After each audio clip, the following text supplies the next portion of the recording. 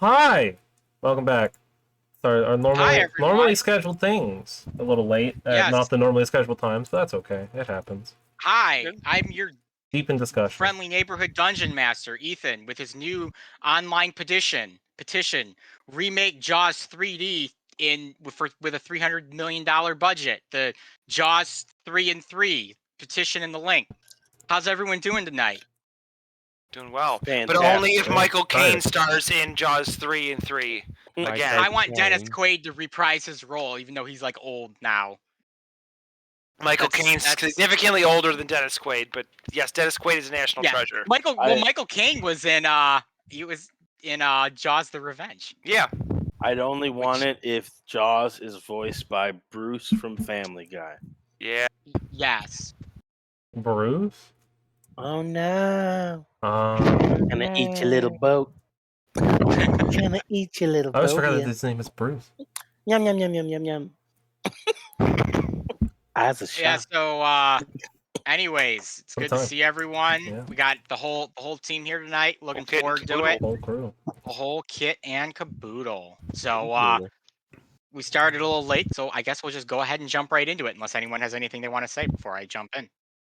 Power was a bad show, and anybody who liked it is a bad person. All right, let's There you go. rock and roll. I was gonna say that's really weird. we have opinions on this show, like ordering Domino's pizza makes you racist and power makes you a bad person. So I have the more you many know. of opinions that make no sense, are often I love your contradictory. I will continue to have them. Please do. It brings life to this stream. Yeah. So anyways, last time on our lovely Dungeons and Dragons game, the party consisting of Arthur, Darby, Jamie, and Sentinel had dealt with the scarecrows in Pleasant Water, and they went to talk to the village elder to try and get him, or try to inform him what was going on. He thanked them, tried to give them a measly 10 gold for their help, but ultimately the party refused it. Basically told them, hey, you keep this, you use this for the village, and don't give this to Jamie's brother Destiny, regardless of what he says or anything. You guys need this money, which the Elder Quinn agreed to. And the party, after having one final quick meetup with Destiny and him coming in there and being all pompous, had the long rest. Jumping back over to Highwater, good old Darian had a little bit of a fake cold. Caused him to sneeze pixie dust, which made him and everything else in the room float. Marilli came over with the pizzas that they managed to strong arm out of Joel for Darian, and it became an entire ordeal trying to get him tied to a table and fed pizzas. And she then waited out all night for the party to return, only for them to show up early the next morning and relieve her of her watching duties. And Darian was more or less over his cold. The pizza was all over the floor, so everyone had floor pizza for breakfast. And everyone was just fine and jazzy after that. So they all went to talk to Sergeant Cromley, or Captain Cromley, excuse me, and they got their bag of holding for completing the Scarecrow quest. They were once again informed about the black hooded figures and if they wanted to do anything about it, but the party ultimately decided that if no one has any problem with these people, we don't have any problem with these people. They opted to leave it alone. And with that, we jumped 6 months into the future, where the Zafar Inn is finally fixed and bustling, with a gambling hall in the tap room, full working restaurant and bar, a clinic in the basement, and I'm not going to call it an orphanage, but like a glorified resting spot for the orphans to chill in the attic. Hop in place using both Pazos and kind of its location as a way to garner business. But in those 6 months, the group has entered winter in Highwater, which means business has slowed to a crawl. And most of their income has now come from serving drinks and food, and less from renting rooms, as travel has all but ceased. However, they did get a traveler who arrived, a elf who seems to be a dusk elf by the name of Tetra Crestfall, who claims to be a treasure hunter who wanted to rent a long-term room and produced a gem worth quite a bit of money to stay there. Party ultimately agreed to let her take the nicest room, which she requested, and she became the Far Inn's current long-term resident. A few days later, a flying airship that looks like a pirate ship appeared over high water. And when the party went to investigate in the market square, as there was a commotion, they met or saw, I should say, Ansem Rictavio, a famed treasure hunter who openly has come to Highwater seeking the lost treasure of Highwater, which he claims exists in the sewers underneath the floating city, and none have been able to find it. The party had some additional conversations with Marilli concerning her relationship with Joel and her dislike of Tetra. She got kind of drunk. They kind of had to help her back to the pizza place. And then on one faithful morning, Darby woke up first and started making his way down to the tap room when a explosion erupted, blowing out one of the sidewalls and sending him flying, which is where we are going to pick up tonight's session once I get some music going. Wilhelm scream. Yep. Yeah, we got to clean up all of Darby's body parts from the inside of the tavern. Well, that's one way to make an exit for sure. One fireball couldn't take down Darby. So, Wow. Darby, from your Level 9 fireball could. I mean, Yeah, level honestly, 9 a level 3 fireball. fireball might be able to do it if I fail the deck save. Krusty the rolls Pop well Star enough. is a little too loud. Oh, actually, turn him down. I am. have him muted right now. Oh, no, I don't. Yes, I changed the name of our bot from Todd the Bitch to Krusty the Pop Star. Beautiful. I thought he was a more appropriate name for the stream. There you go. So, yeah, Darby, you've come downstairs. You see everything is fine and dandy, and then bam, explosion. Wood shrapnel is flying at you. A giant fireball has erupted in front of you, blowing out the wall towards you. Wood shrapnel is flying at you. I need a Constitution saving throw. Oh, thing the con save? Okay. I'm not good at these. I mean, I'm not the greatest at deck saves either, but at least it's a bigger number. You can do it, Darby. I got a believe 5. in you, Darby. 5?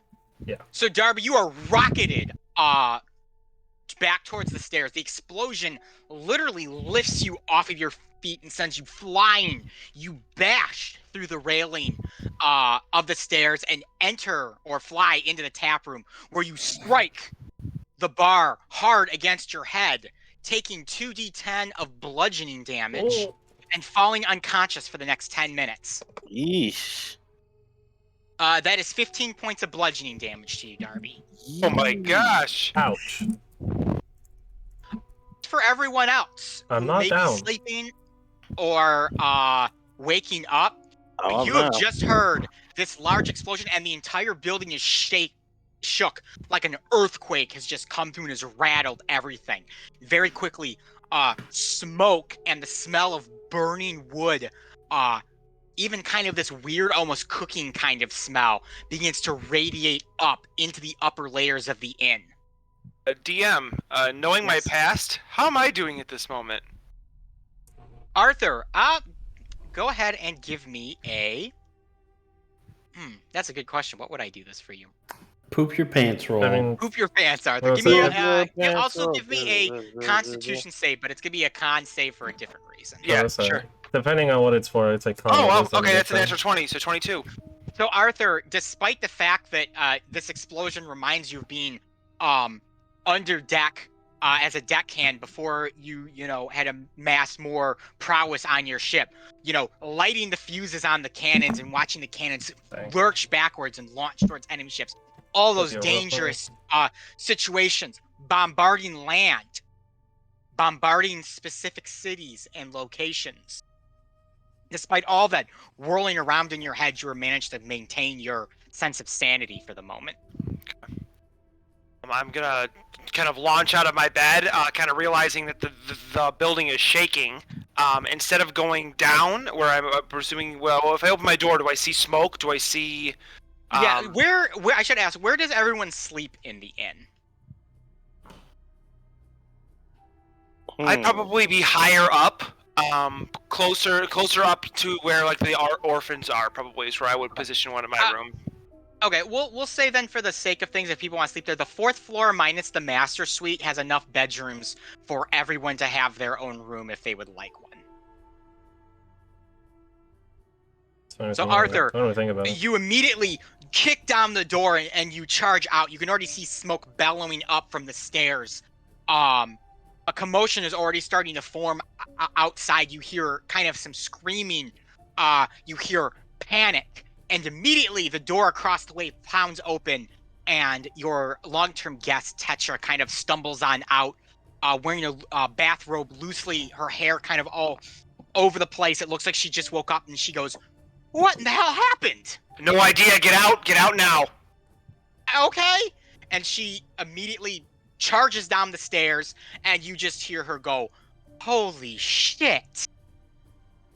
I'm gonna turn and go over to the area where I know the orphans typically stay, because I believe There last is time a- we discussed There's a that ladder up Jamie... to the attic. Yes, okay, so I'm gonna go up to the attic. I believe Jamie discussed that there was something built to where they could come from the ground level up to the room and wouldn't have to go through the tavern.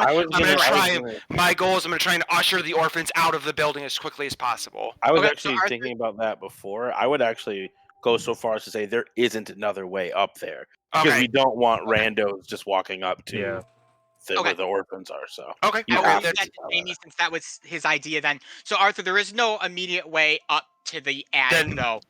Then knowing that, then I'd probably make my way towards the commotion of what's happening, trying to knock on Arthur, my other members' doors on the way down. Arthur, you follow Tetra downstairs. Jamie, Darian, Sentinel, what do you guys do? You've been lurched awake by this earthquake and the smell of fire. I'll make sure that my compatriots are all awake and ready to get out. Start pounding on doors if they're not open, and if they are, then start motioning to get downstairs. All right, so Darian, you come out next. Just managed to see the Arthur's horns as he's running downstairs. You run over and begin pounding on Jamie and Sentinel's doors. You see Tetra's doors open. You see Arthur's doors obviously open. And Jamie and Sentinel, you guys can come to the door at this point and kind of meet up with Darian if you'd like. Yeah, Sure. I'll do that. I get a good old Darby. Oh no, he got blown up. Yeah. Yeah, My Darby door's is my door's actually probably closed, and you just, I'm just not responding. I'm still asleep as far as anyone's aware, right now. Yeah. Oh yeah, we don't know that. Well, Darby's- Darby's door is open too because he opened it and went downstairs. So you don't Okay. see. I'll assume he's down there then. I mean, Alright, in well, fairness, though, he probably would have closed it behind him Close the because door. because it's a normal day. I wouldn't think to go quickly. Did you lock your door behind you? Maybe. Because it's not like, as far as I understood, this was Oh. a normal day and nothing was weird, and then Yeah. I'm I gonna just try- explode. and Yeah. when there's no answer, I'm gonna try to open it. And Darby, did you lock it? But Darby locked his. Darby would probably lock his door. He probably doesn't. You've lock got his door. things you don't want people taking. Yeah. Well, I'm I got gonna lots of things I don't want people taking. I'd I'm be gonna locked. kick that door in. Athletics roll, please.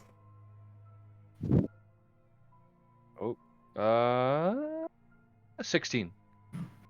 So Darren, you kind of muster up the strength. You kick the door open. The latch breaks right through the wood frame as the door swings Thanks. open. You see Darby's room is empty. Did he leave his hat there? Oh, definitely hat not. is- No. Yeah, his Okay. hat His is hat not is in- never anywhere but I that's would've not grabbed on it him for or ya. beside him. Just to let you know, I would have grabbed it for you. But seeing And that I'd be Darby very isn't upset. there, I'm just gonna tell Sentinel and Jamie he's not here. Let's get out of here. Little just know I blew up the Alright. tavern. Ah, I I'm the bad guy. I'm trying to think. I move pretty quick. I think what I'm gonna. Yeah, because it's downstairs, right? Is where things are going down. Yeah. Yep. Okay, yeah. I think I'm going to. I have all my stuff with me as I normally do. I think I'm just gonna use my act. Oh, Oh, Nope, he froze. Oh no. oh. rest in We'll never know what he'll use. He'll use his What's he axe. gonna do? He'll be forever trapped. Oh no. He is now If you can also hear frozen. us, Matt, Alan, you You have froze. frozen. Ah. Oh, No, there you're we back. go. You're back. Welcome You're back. back. Oh, okay, so Never I mind. can hear you. I was talking this whole time. Okay. That's what happened to me, so you're good. Yeah. Anyway, what I Cisco was might gonna be a little say is pokey I would today. run down. I'd use my full speed to run down as quick as I could.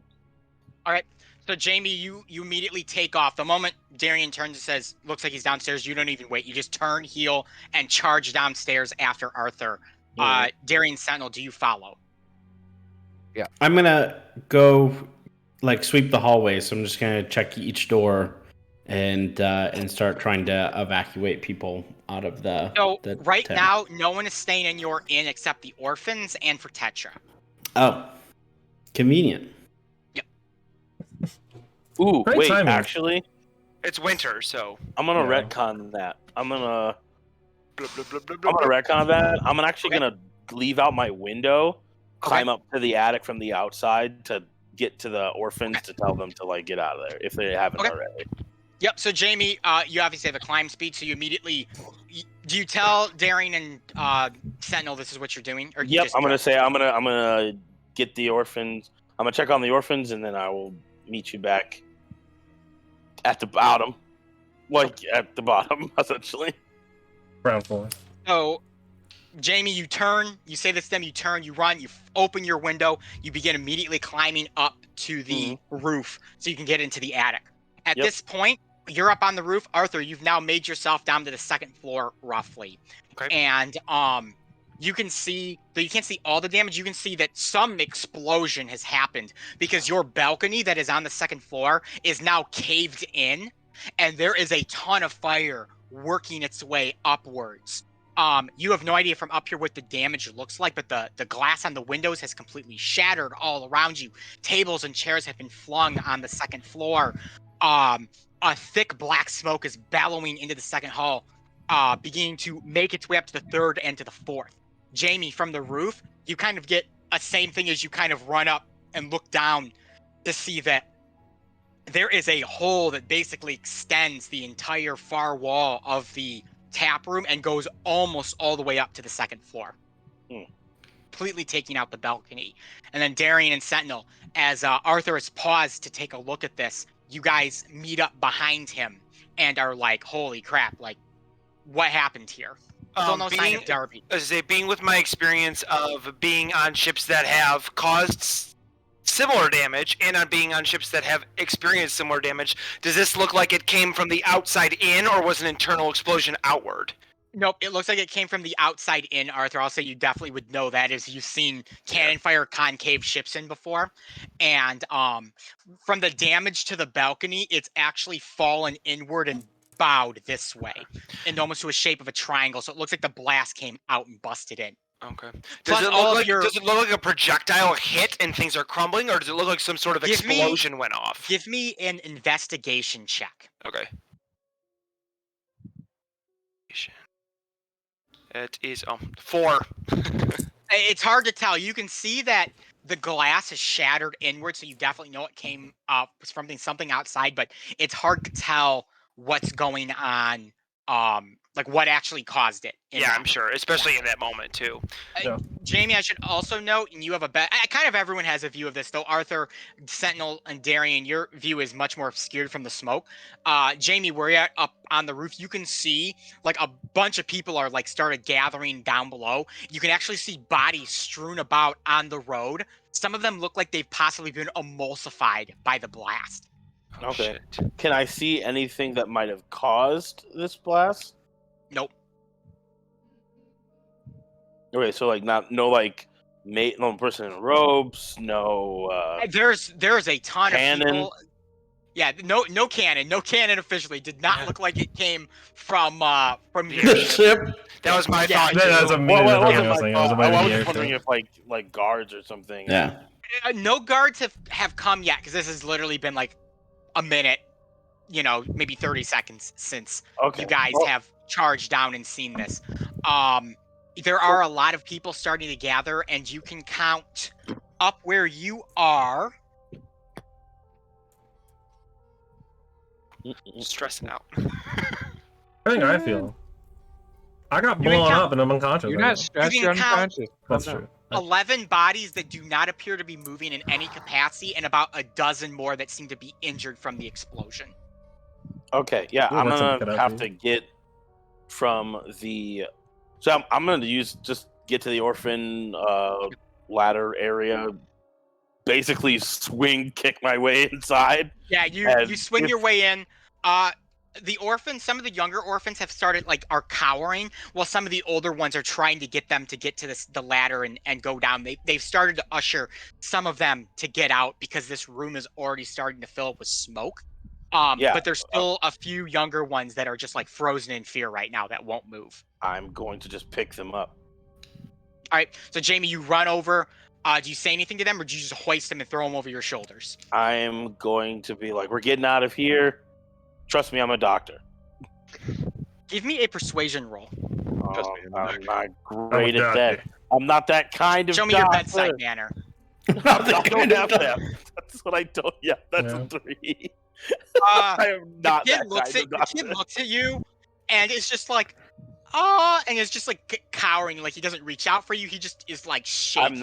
I'm not going to. This isn't a conversation. You just grab him and toss him over your shoulder. The kid. There's about 4 kids that you can try to grab if you would like that seem to be cowering. I will take as many as I physically can. Give me, they're small children, and Jamie's a decently built guy, so I will say that you're able to kind of gather them all up. You got 2 on your shoulder, you kind of got the other 2, and you're dragging them with their hands. Yeah. You're bringing them to the ladder, and they're kind of at the ladder. It's going to be a little difficult for you to climb down, but with enough coaxing, you'll be able to kind of usher them down. I'm gonna tell grab her on my neck, hold on to it there's nothing else. If I have 2 on my shoulders and they're just on my shoulders, I can have 1 on my neck and then just tell one of them to go down on their own. All right. So the older of the 4, now that he's at the ladder and is kind of away from the smoke and can see the light below, upon you saying, "Take this ladder and get out of here," he starts his way down, and you're able to toss the other kids over your shoulders, have them hold on to you, whatever you need, to begin to usher your way down the ladder. Jamie, it's a slow climb down, especially being 5 stories with 3 bodies on you right now, but you are able in a minute to get your way down there without any hiccups or anything.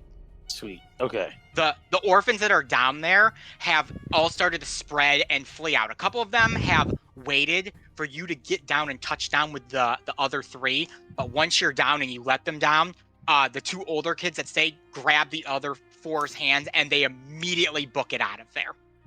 Cool. I'm going to turn and start heading towards where the injured people were outside. Okay. You can make your way around the building. So while Jamie is doing that and was doing all the stuff with the orphans climbing down the ladder, Arthur, Sentinel, Darian, you guys are on the 2nd floor. You have this giant wall of smoke that's in front of you right now. There's fire that seems to be creeping upwards onto the 2nd floor. I'm going to take a deep breath, kind of push past the memories that are just flooding my brain, and charge forward.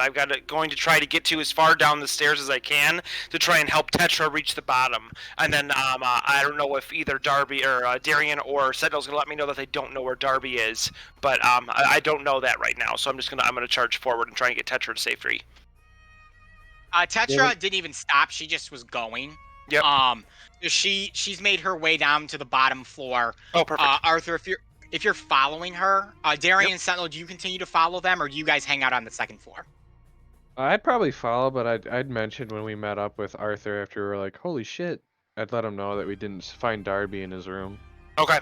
And knowing that, I'm gonna look for Darby, and I'm gonna try to get to where the center of the damage is, and kind of assess out from there. Sentinel? Yeah. I think I'll follow along and head off. I mean, the 2nd floor. I mean, we don't know where Darby is. Would there be any reason? Is it just rooms and stuff on the 2nd floor? There is a sitting area or 2 up there, but it is mostly just rooms that people would stay in. Okay.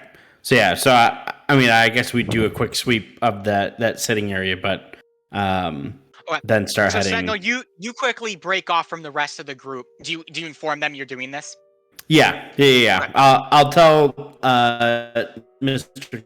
Gibbs that I'm gonna check the seating area just in case if that's where Darby's hanging out, and and he can continue beyond. Yeah. All right, so Sentinel, you inform Darian as he begins making his way down with Arthur and Tetra. You run to the other side of the building where the sitting area is, and ironically, besides the smoke, and just kind of the general panic that you feel like in your chest and stuff. On this side of the inn, you wouldn't know anything is wrong for the most part. Everything is still in order. Maybe some of the tables and chairs have been jostled a little bit. If there were any glasses, those might have tipped off and fallen, maybe broken. But for the most part, everything is in right order, and you do not see Darby. Okay. So then I'll make my way downtown Walking fast. to the main lobby. All right, so Sentinel heads down to the tap room. Arthur and Darian, you guys are hot on Tetra's heels as you make it down into the smoke-infested tap room. It's near blinding. Your eyes begin to immediately water. The temperature has increased probably 15 to 20 degrees as fire eats at the jagged wood from where the explosion happened. Do we have to jump down from the where the stairs like end because of the explosion happened on the staircase? Yeah. I was just about to mention that your stairs kind of come down and turn to get down. That whole area is gone completely. The stairs are just scattered. All of the nice wood flooring has been ripped up. That hasn't been ripped up, where that initial blast happened, is charred black. The smoke is so thick you can't see a foot in front of you. I'm gonna try and jump down, and once I land successfully, I'm going to get down on my hands and knees because I do know obviously smoke rises very rapidly. So the less amount of smoke is going to be very far down, and try and scan as best I can. I know there's debris and tables and chairs and such, but trying to scan as quickly as I can to see if anybody's still in the tap room. All right, Arthur, give me a dexterity saving throw as you land. 19. Okay. All right, as you land, Arthur, the floorboards around you suddenly crack and splinter, caving inwards. The blast has completely damaged the foundation of the flooring. You may have fallen into the cellar, but you managed to right yourself as you land and begin to quickly scan the room. You can see a faint outline of Tetra, who has kind of also crouched down. She's holding her hand over her mouth like so, and coughing, and she kind of slides up to you and she goes, I can't see anything in here. Do you know where the front of the inn is? Get out. Get yourself to safety. Do not be in here. There could be more blasts coming. And I'm actually going to take her ID and take my bandana from around my neck and put it over my nose so I can begin to breathe a little bit more easy. Okay. She kind of nods, takes her robe and kind of covers her mouth, and she begins making her way, not towards where the fire is, but towards the entrance, which you guys have a giant thing of light coming in, so you can very much clear where you need to go. And she's able to get her way out. Darian, what would you like to do? Would you also like to jump down? Yeah. I will before he does, I will call up and let him know that like you're gonna fall into the cellar, so it's a farther drop than you think it is. I'm gonna try to do a little bit of a climb more so than a jump. Okay. If I can. So, Darian, you with Arthur's warning, you kind of shimmy your way down a little higher up where you're able to. Give me an athletics roll real quick. 15. You're able to make yourself down, no issues. And at Sentinel, I will say at this point, as they've lowered themselves, or as Darian has lowered himself, you've made it down to the first floor where you see all of the destruction and the smoke, and can kind of see, you can kind of see as Darian shimmies his way down to the tap room. Are there like active flames? Like yes. in? Okay. There are a ton of active flames right now. Okay, so it's like large, like there is this a place is on fire. Where the explosion happened, that whole place is up in flames. The entire floor is charred, on fire. It's like 20 degrees hotter in here. There's also a huge sense of urgency because we have barrels of ale here, and if they catch, it's going to be a much larger and rapid fire than it was originally. So it's a lot harder to deal with. So they're down in the cellar. No, they did not fall into the cellar. Oh, did not fall into the cellar. Yes, you did not fall. You caught yourself, Arthur, as the floorboards were cracking. I'll notice that Sentinel's there and offer some help for him to get over the railing and kind of climb down too. I mean, I'll have opposable thumbs. Yeah. Don't you have a slight fly speed, Sentinel? I do. That's what I was about to do. But if Darren really wanted to help me, I'd let him. I think he'd have like me. a 5-foot fly speed or something, right? He does. Yeah. Which is not very helpful, but in this scenario, amazing. Yeah, so Darian kind of holds his hands up, and Sentinel, you step up onto the railings and kind of like slowly step down on him. Darian, this is one heavy bird. You weren't quite anticipating the weight of Sentinel, but with your help, you're able to kind of help serve as a stool that you kind of just are holding him and slowly lowering, and Sentinel, you just feel yourself like elevator down to the floor. You're able to step off without much issue. Beautiful. Thank you, Mr. Kipps. Give him a pat, and then I'll kind of duck down how Arthur was and cover my face and start making my way towards the door. You're gonna try to get your way out of here, Darian? Yeah, I'm gonna try to look outside in for Darby. Okay, so Darian starts making his way to the door. Arthur, you said you were looking for Darian. Darby. No, I'm looking for Darby. Darby, excuse me, not Darian, Darby. And Sentinel, what are you doing? Yeah, I would imagine that I could. I'll try to look for Darby as well. Okay, Arthur and Sentinel, give me perception rolls, please.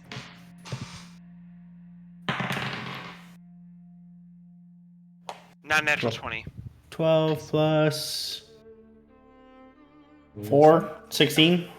So through all of the smoke that's billowing, this thick black smoke that's billowing into the tap room, you catch the faint outline of a body that's draped over to the bar, legs facing you guys, so his like back is arched backwards. I'm sprinting over there. All right, so Arthur, you immediately charge over there. Sentinel, do you follow? Yeah, absolutely. Do you Arthur call and Sentinel, anything you guys. out? Because I'll join you if I'm not out of the door already. You're not yet. You're almost out, but not quite. Yeah, I'll yell out to Darian. I think we found something. All right, I'll army crawl over. All right, so the three of you make your way over to the body, which does turn out to be Darby. He is knocked out right now. Yep. You probably got about like 3 or 4 minutes left in your unconsciousness there, Darby. His hat is off his head on the floor. You can kind of see a locket that was around his neck hanging off to the side, completely knocked out. He's got bad burns on his face a little bit, it looks like, and I mean, it just looks like there's blood on him. It looks like he hit this thing like a rock. Are you able to carry him, Sentinel? Yeah, I scoop him up onto my back and. Yeah, I'll help prop him up, grab his hat. Can we see any sort of exit? Like the front door? Yeah, the door where Tetra went out, which she left open. There's a giant hole in the side of the building. Yeah, that also is true. Well, it's probably also on fire, so it's probably not the most ideal spot to come out of. Okay, yeah, so we start heading that way, crawling. Yep. So you guys, with Darby draped over Sentinel's back, you begin to slowly make your way towards the entrance. Tetra's actually at the door, kind of ushering you guys out, coughing every once in a while, making sure that you guys are safe enough. And as you exit the Zafar Inn with her and Darby on Sentinel's back, you can kind of see Jamie come around from the side. He's got his... Actually, you said you had everything. You grabbed your stuff, Jamie. So he's got his medical kit like already out. He's ready to go to the first person that looks like needs help. And upon leaving the Zafar Inn, you get the full taste of the destruction that you've witnessed. It's not just the inn that's damaged. The entire cobblestone road that you would use day after day to come and go from this inn has completely just been torn apart by this blast. As I said, there are 11 bodies strewn about that are not moving. About a dozen more injured, crying people. Other townsfolk have come to the aid of those who are hurt and dying. Some have gone over to the unmoving bodies and have realized, oh my God, these people are dead.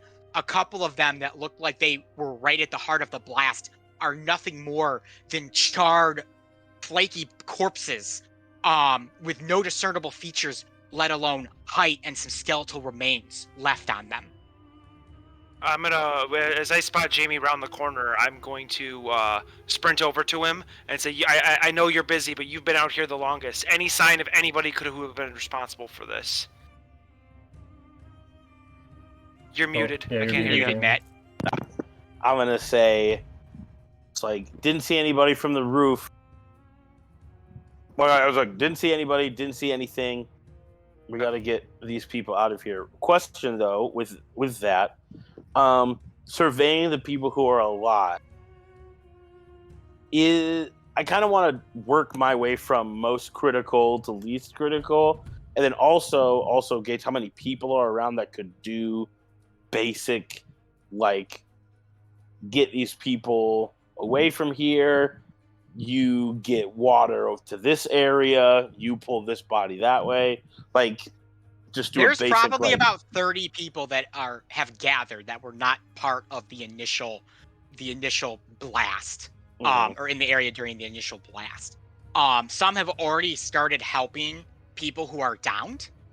Jamie, just doing a very, very quick survey of all of the injured people, the ones that you obviously are like, you're clearly dead, so I don't have to worry about you. Yep, exactly.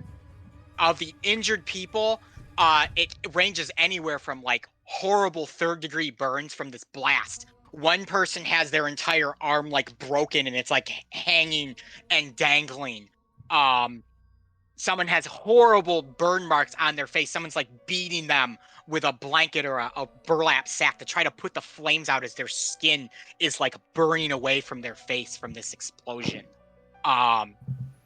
Few other people might have some mild, just like, I'm gonna call them jitters from being knocked down, maybe some scuffs or some light sprains or breaks from falling from the blast.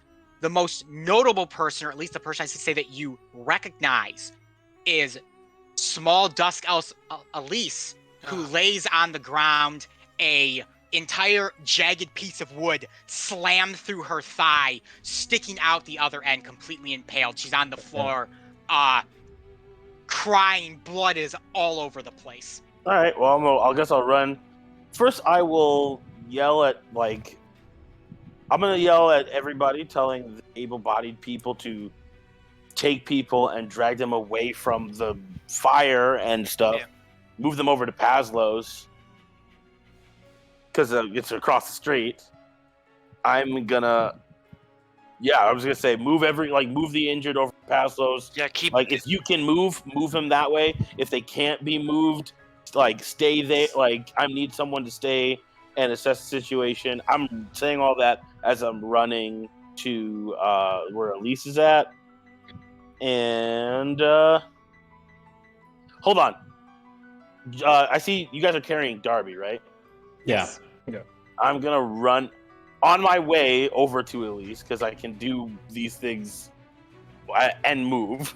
I'm gonna run over to Darby. I'm gonna do a medicine to get you from being unconscious to being conscious again, and because I can see he's knocked out, but he's not dead. He's clearly hurt, but yes, very injured. There's a lot of blood on his face. But we're living the dream. I've already patched you out multiple times. I know you can handle it. That is a 17. 17. So, Jamie, as you're kind of assessing Darby, you can tell overall there's no broken bones or anything like that. He's got some burns, and he's definitely got some blunt force trauma to the head, probably a concussion, but nothing that's going to put him completely under. So you're able to very quickly bandage up the small lacerations that you see on his body, patch up the burns the best that you can with what you have. And I guess Darby, I'll use my healing kit, since we're doing all that. I was just smelling salting him and moving on. But if we're going to do all that, pick him up. Sorry, I mistook that. Do you not want to do all that?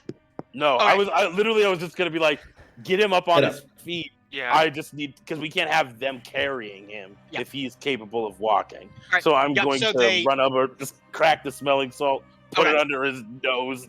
Apologies, I misunderstood. No, that's good. You go over, you crack the smelling salts, Darby, you're immediately awake. You're now outside. There's smoke everywhere. The last thing you remember is boom. And then I'm just gonna keep running towards. And while Jamie's taking off, Arthur's gonna kind of go into crisis captain mode and start giving out commands. Darian, Sentinel, we need to get people away from this building. There could be a second attack coming. We don't know if the original ploy was to get people out on the street. We need to move them because the fires are going to be rapidly approaching our ale. There's going to be multiple explosions coming from our building. This is a dangerous area. We need to move people. Darby, can you stand? Yeah, I guess. Darby, as a heads up, No one said they grabbed your hat. It is still inside. Arthur say I grabbed his hat. Did you? I missed that. Arthur said he grabbed my hat, but I was going to do that in a I second. apologize. I did, because I said, Sentinel, can you carry him? And Sentinel said he grabbed him. I said, I grabbed Darby's hat. So that is the one that I did grab. So you do have your hat. Never mind. I'm going to tell Arthur, understood. I'm going to go help Jamie, because I have some experience treating battle wounds. So I'm going to go help him out and help him treat people as we get him away from the center of the explosion. And I'm going to be not so nicely telling people to get up and move if they're staying around the area. If they're shocked, I will help them up, but we need to. I'm ushering people as far away from here as we can. Of the injured, Arthur, you can tell there are some people that are mostly shocked and much less than injured. So you're kind of able to come up and snap in their face and be like, "Hey, get up, get out of here," kind of thing. No. Sentinel, what are you doing? I'll play ambulance. So as they triage, like, who can move and who can't move, like I'll run to whenever they call me to. There's a person that needs to be moved out of here and picked up. I'll pick them up, put them on my back, and start heading out that way. Okay, so Sentinel, you go to the first person that looks like they need help, like moving, which is an older woman who has horrible burns all on one side of her body. It looks like she was walking by where the explosion was. It went off and flung her. And her whole half is just like her clothes. She's burned so bad, her clothes have actually fused like into her skin. So you kind of like assist her up as carefully as you can, toss her on your back, and start making your way to kind of what you guys deem to be a safe zone. Darby, you were going to say something. Yes, I was going to ask, when Arthur grabbed the hat, did he put it on me, or is he just holding it? Just holding it. Like, that's why I asked, like, can you get up? I'll present it to you. He will immediately snatch it as quickly as he can, and then get up and start slowly groveling out of the way, because, man, that hurt.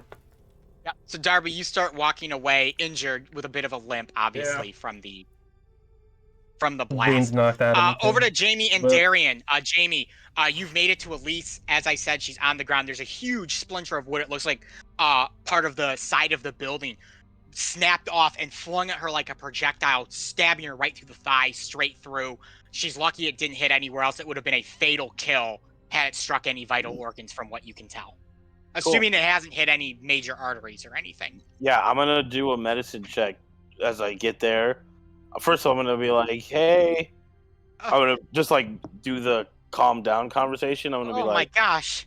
Well, I kind of thought I was going to die here, but it's good to see you. Good to see you, Jamie. Of course, it's good to see you too. Now we're going to be going through a lot of things really quickly, and I need you to be able to be with me. Are you going to be able to be with me, Elise? That's great. As I'm talking, I'm taking, I'm like tourniqueting up her leg, like up on the top end of it. Okay. Like, after before the thing is. Okay. And so you said it was impaled, like how it's in the ground, or what's the situation? It's not in the ground. It's just, it's probably a piece about yay big, about yay thick. I'd say, I wish I could, I'm going to bring my leg up here. Everyone's going to get to see my leg. So it goes in right about here and comes out the other side. That's the commitment I want from our DM. That's the commitment. Yes. Cool. Okay, so then she's not pinned to the ground by this. She's not pinned to the ground, no.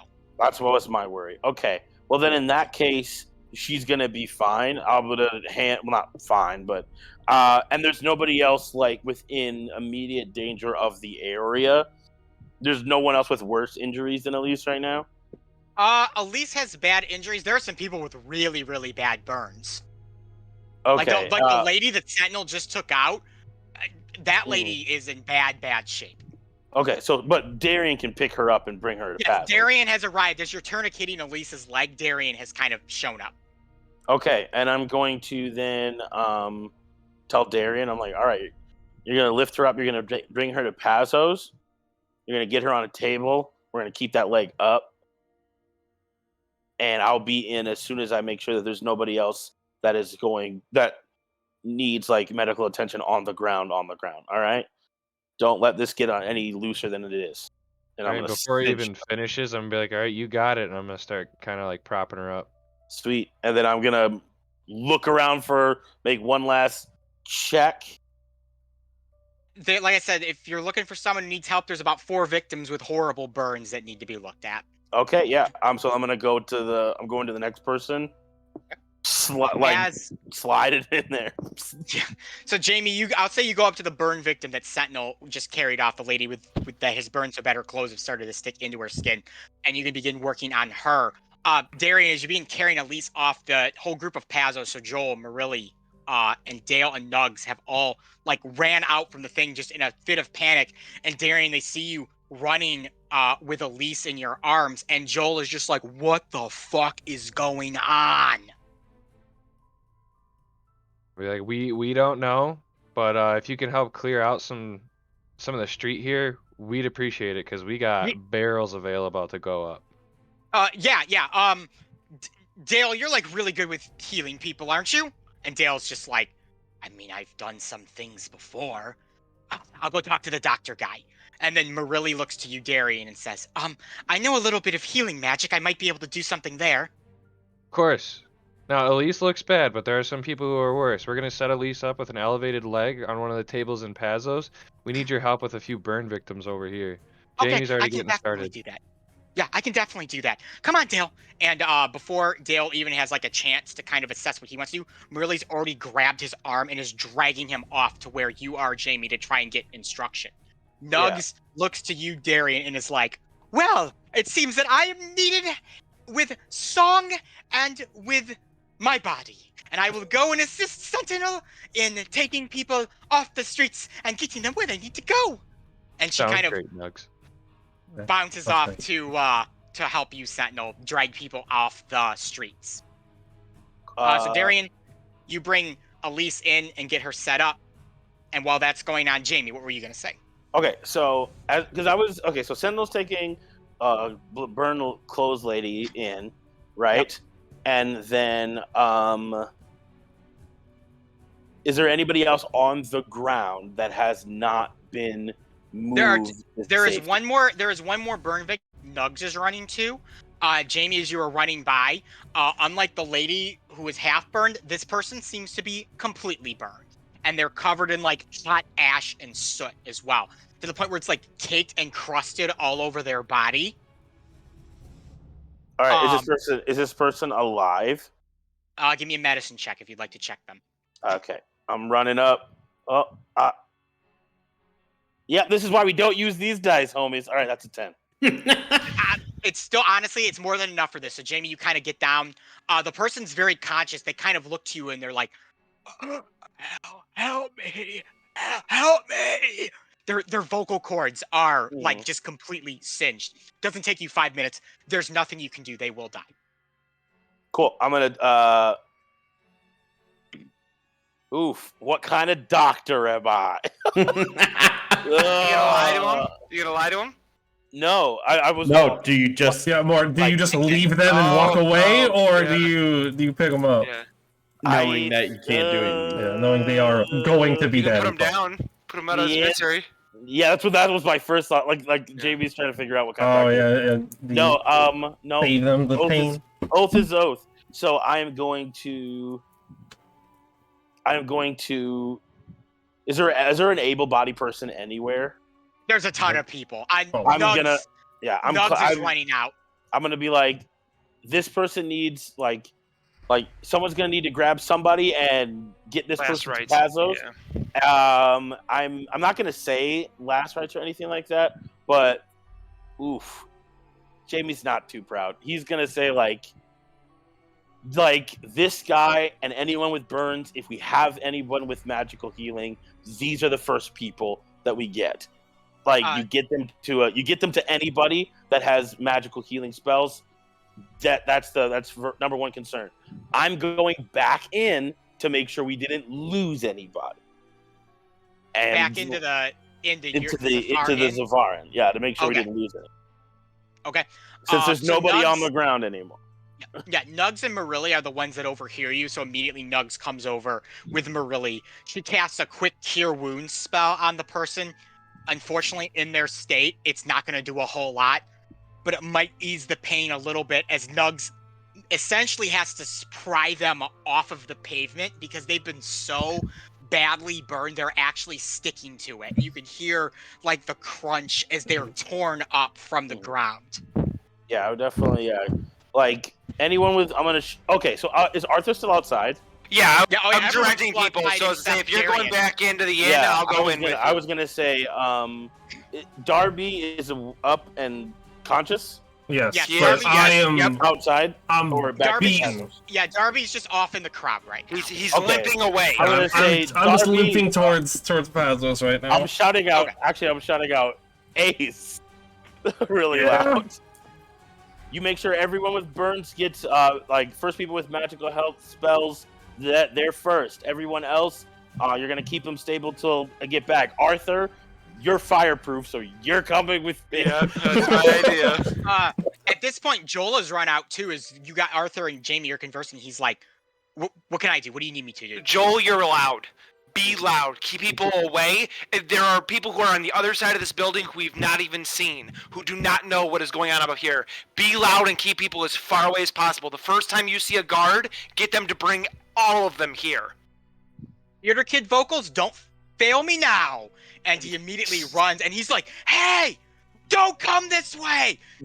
You! Fuck off! Go the other way!" Just like screaming at these people that might be coming to like gather around. His voice is like tearing. And then Jamie and Arthur, you guys make your way into the Zafar Inn, back into the smoke, Before which we is now go- 10 times worse. Yeah, before we go in, I'm gonna put shit around my face. I'm gonna take my water cantina. I'm putting it all over my freaking body, and then I'm gonna tell Arthur I'm going up.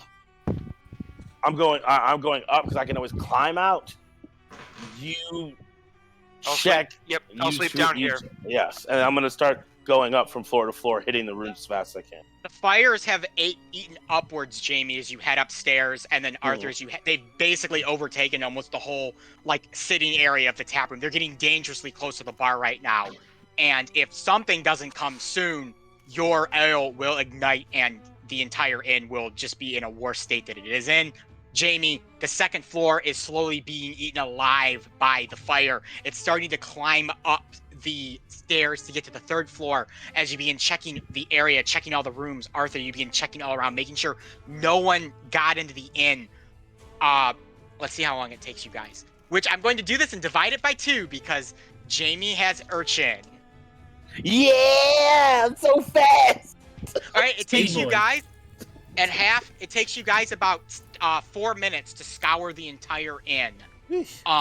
And can tell that there's no one else that's in the Zafar Inn right now. Including the Guys- cellar. I want to take a picture in the cellar because I never There's saw no the one. cellar There's too. no one in the cellar. Cool. Then, if that's the case,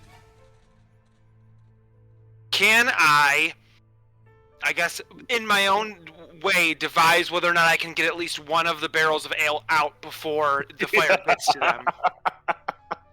With Jamie's help, probably, but there's 8 of them. There's Right. no way you can get all 8 of them out. Right, and my thought process is only if we can prevent one of them from going up, we might be able to save part of the inn. Like, my thing is, it's not so much saving the ale, it's more so preventing the fire from getting totally out of control, but... Well, Jamie, you are able to make your way back down to the tap room if you want, or you can climb your way out. If he doesn't come back down, Arthur, won't be I'm able gonna to come ask back him. up to the roof one more time. Okay. Since we've checked all the things, and I'm gonna try to look again to see if there's any sense of where this came from. From what you can tell, with where things are now, with things haven't calmed down, you can't really tell any specific burn patterns or burn marks, any specific damage to the inn where you might be able to assess that kind of thing. So as of right now, you can't. Oh, okay. No, I was looking like people or devices No, out. Like what could have started You it? can't really. The crowd has gotten bigger at this point. It's actually gotten probably more chaotic than when you looked the first time. Okay. Well, then I am going to. Is there a building next door? Because then I think I'm just gonna Assassin's Creed my way back up. There are 2 buildings right next to you guys that are in threat of also catching on fire. Well, I'm gonna hope that everybody's out of those buildings. Most likely, people have, after the explosion, most of these buildings have fled out to see what was going on. Probably made up a small majority of the people who was standing out there to begin with. Cool. Yeah. Then I'm jumping. I'm just gonna run back down. All right, so Jamie runs back down. Arthur, you're kind of looking at the fire, you're looking at the barrel. You see Jamie come down. Think we can get one of these out of here in time? That sounds like the stupidest idea ever, but all right. I'll need 2 athletics rolls, one from each of you. I'm gonna drag a I do barrel of have ale through the athletics. fire and try to get it out. 11 for my. You said Yep. 2 each. No, just One one each. Oh, okay. Yeah. 11. Yeah, 2 total, 1 each. That's a 12, baby. All right. Slightly better. Together, you guys taking one end and taking the other end, you will hoist the barrel up and begin carrying it out the back door. You successfully get the barrel out. And as you guys get this barrel out, you can actually see in the air 5 Griffin Riders of the guard flying in. And as they near, you can see they have these giant like containers on the sides of their Griffin. As they fly by, they begin to dump out this almost powdery dust that begins to rapidly fall and hit the inn. And the moment it hits, the fires are immediately put out when it touches fire. Okay, Nice. great. I'm gonna start running back to. After the ale has been moved out, I'm gonna just book it towards Pazos because I got a bunch of patients now. Yep. As you guys are running back, Sentinel, as you've helped the last few people get away, you start to see the guard is starting to move on in. Led by Captain Cromley himself in his fine glittering armor. This whole like armed group of elves are walking forward, and you hear Cromley yell, "What in the hell happened here? You, man, go over there, put the fucking fire out. You, go make sure those people are okay." And he's just barking orders to all these different guards, and they all begin to immediately spread out. Some go check the bodies. Some go with bags of their own of their this powder to start putting out the fires that are inside the inn to prevent it from spreading further. Jamie, Arthur, you begin making your way to Pazos. Darian, you've been in Pazos this entire time. And while everyone's been doing this, you've suddenly found yourself becoming the person of conversation. Everyone is like, what do you need us to do? How do we help these people? People are crying and begging for your help right now. All right, yeah, and I have some experience dealing with battle wounds. So I'm just going to be kind of giving people kind of remedial tasks and like, help apply pressure to this wound, go fetch some water, we got to clean this person up, and then I'll start tending to people that are a little bit worse off, but not necessarily the most worse, because I imagine Jamie was already dealing with There's no those, way but- you can really attend to the people with the worst burns.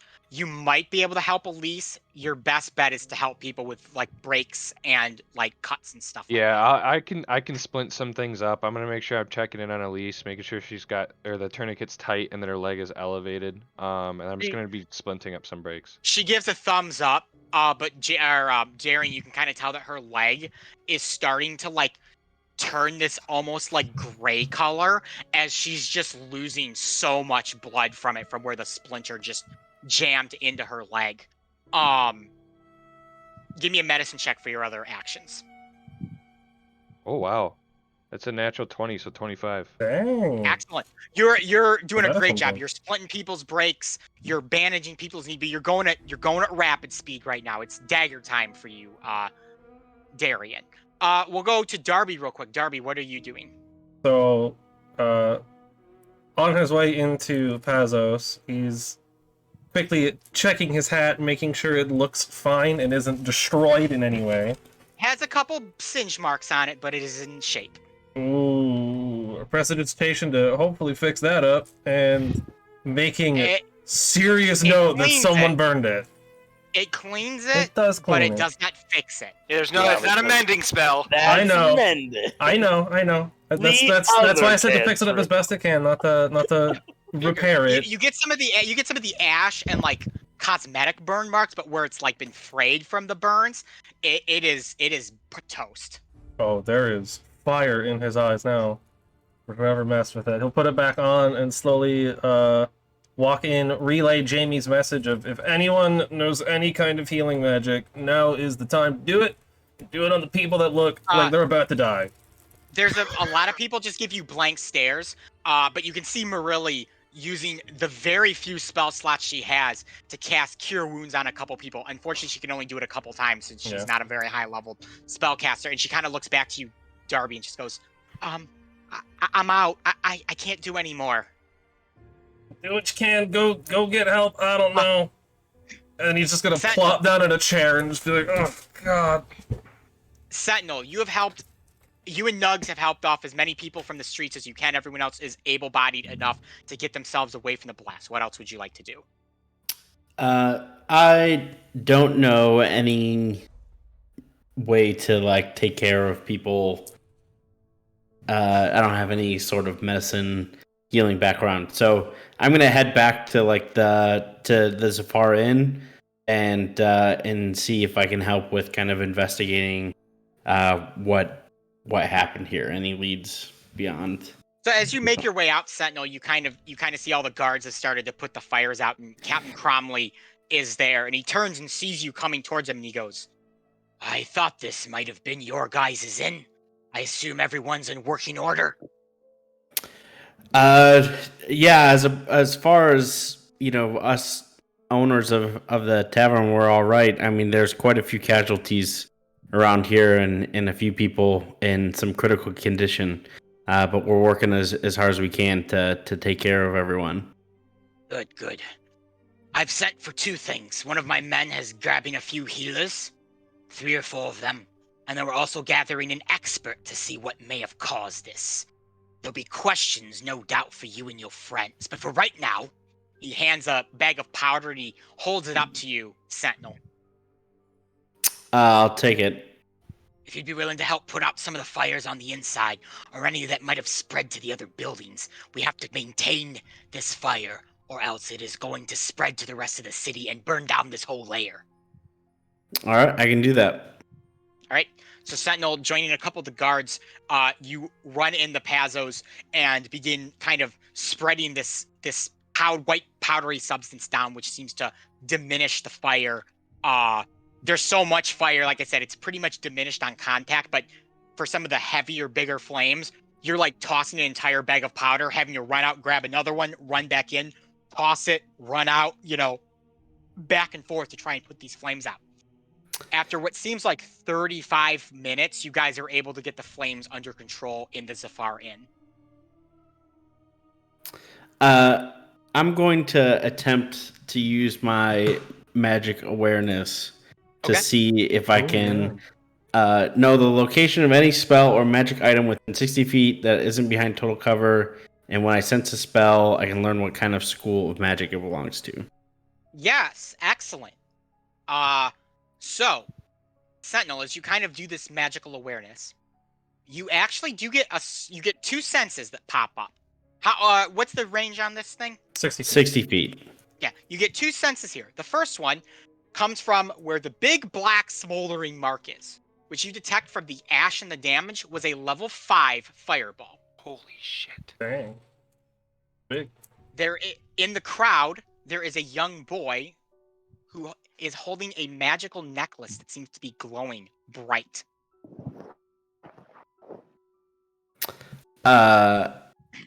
Yeah, I guess I'll go approach this boy if that's the only lead I got. Yeah, so kind of sensing this Sentinel, you truck over to this boy, and it's one of the orphan kids, actually. Maybe not one of the ones that was staying in the inn, but he's kind of gathered. You see him clutching this necklace, and it's a rip necklace, so he's holding the string of it. But there seems to be 10 beads on this necklace. They're all of varying like sizes. All appear to be gray. I kind of crouch down and ask the child what's his name. I introduce myself as Sentinel and. My name's Martin, sir. Hey, Martin. Where'd you get this necklace? Oh, well, that big explosion happened. Well, I ran fast as I could down to that alley, and he points to an alleyway about 3 or 4 alleys down from where the inn is. And he goes, I found this necklace on the ground, so I picked it up. It looked like it might be worth something. Did you see anybody around that necklace, or was it just hanging out there? Well, not necessarily anyone, but this necklace is strangely hot when I picked it up. Yeah, I sense there's something connected between the blast and that necklace. They have similar kinds of magic about them. Well, because Jamie's been so helpful to us, if it'll help you guys. And he holds the necklace up and he offers it to you, Sentinel. Thank you for being so generous. I'll hand him two gold pieces in return. Oh, thank you, sir. Oh, this will help so much. And then I don't know anything about Arcana stuff, so I'll see. I know Cromley was talking about getting an expert in there, and so I'll approach him with. The expert has not arrived yet. He is on his way. Okay. Or are you talking to Cromley? Yeah, I'm just gonna inform him that I think there's something having to do with this necklace that might be a connection. Let me see the necklace. So yeah, I'll show it to him. All right, he's gonna do a quick Arcana check on it, which he will succeed on. And he kind of is studying the necklace a little bit. He goes, I don't see many of these things. Usually when these strings are connected, it channels a magical energy. You can channel fireballs into these beads by plucking them from the string. Looks like whoever plucked it broke the necklace in the process, though. It's all but useless. Would you have any idea where someone could get something like this? No, they don't sell anything like this in the city. Too dangerous. You'd have to get it from someone most likely in Sliver's gang might be able to procure one. You have any connections to someone who would have weapons like this? Us? Yes, possibly. A few wizards who come and go from the city, but no one that would give out anything like this freely. Where'd you get this from? A young child found this in a nearby alley and picked it up. He immediately taps one of his guards and says, figure out who the boy is and go bring him in for questioning. There's no need for that. Oh, there's a need.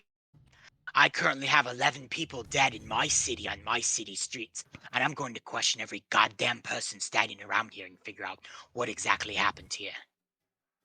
You have as much information as this young boy has. We'll see about that. I don't think he's the perpetrator, but perhaps he's seen something that perhaps he wasn't willing to say to you. I will differ on this one, but you'll have to find him on your own. Very well, then. Don't worry, Sentinel. We'll be questioning you and your friends as well to see if we can get to the bottom of this. The fire should be out shortly. So while all this is going on, we'll bop back to Jamie and Arthur because you guys ran in well before Sentinel started putting fires out with Cromley and his men. I'm assuming you guys are going to be helping the sick and injured? That's the plan.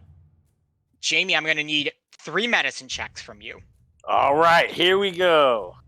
First medicine check. 3, Do I get 7, advantage because 2. people are helping me?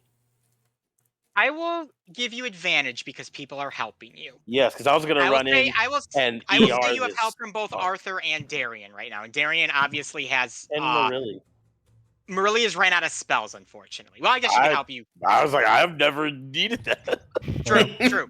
You have help from 4 people. You have advantage on all 3 rolls. Whoever the guards are that so are helping. The first roll is the guards are all outside. None of the guards have come in. Maybe one or two. I'm not keeping them. I'm not letting the guards in right now. It's first roll is a 19.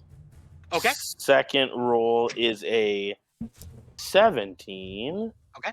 And the third roll is a non-natural 20. Awesome. So you do fantastic, Jamie. You begin to patch up the different people. We'll start with Elise. Her splinter, you're kind of able to remove with essentially a yank. You just have to yank the bastard out, basically. Yeah, I was gonna be like, everybody gets bite down on everybody this. gets booze. Like everybody gets booze. Bite down on this thing. Arthur, give me your gunpowder. Put it in the wound. Flash it. You know what I mean? Like we're sealing. Well, before you do that, there are multiple splinters that have remained from the shrapnel that you have to pick out individually with a small forceps. So Good thing I got deft hands. Yeah, that takes That takes a hot minute to do, but you're able to patch her up, do the gunpowder, patch Elisa's leg up. Cool. She's leg for right now is saved, but she probably isn't going to be able to walk on it for a while. Yeah, no, that's good. Keep keep giving that child alcohol. On to the next. So you move on to the burn victims next. Okay. The one that came in that was completely burned that you realized was going to die has passed on at this point. They are. Cool. I won't even. I'm gonna tell someone to throw this, get this person off my table. Yep. So They're dead. a couple people come over and they remove this dead person from the room, rather disgusted since of their state. After the next forced burn victim is that woman that Sentinel brought in that was burned on the one side. She is still alive. And again, Jamie, you're kind of able to work on her.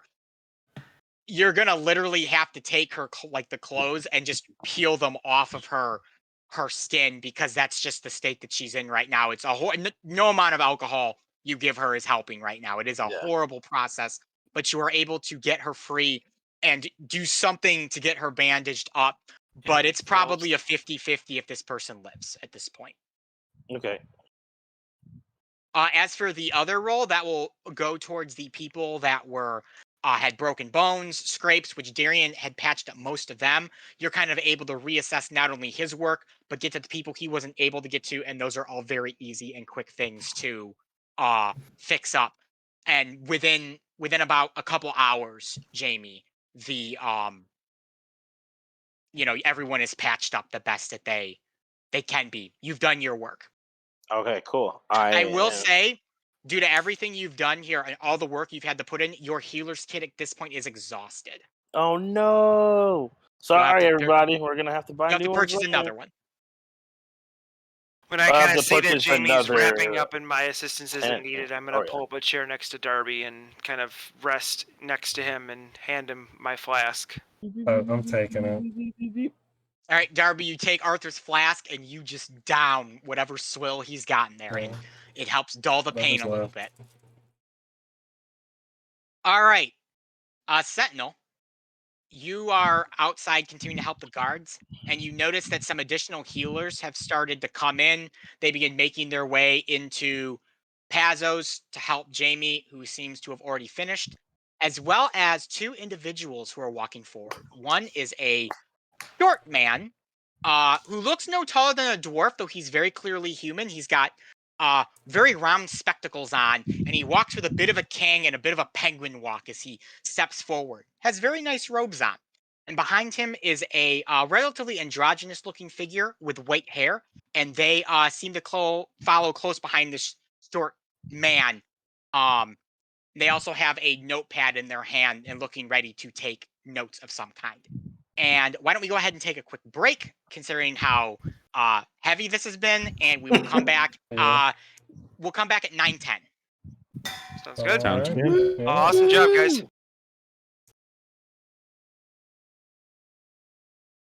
All right, hello, we're back. It's time. We are back. Yeah, and terrible. Let me go ahead and get our new music going here. Everything I don't have sucks. anything written down. Everything sucks, and everyone's dying. Yep.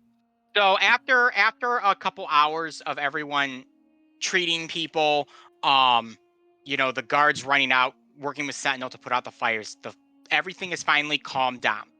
The guards have started to round people up to start questioning them.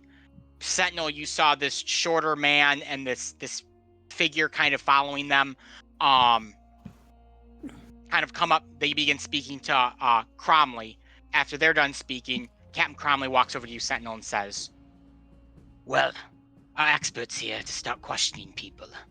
Since you're the proprietors of this place, we'd like to talk with your people first, if you'd be willing to gather them up."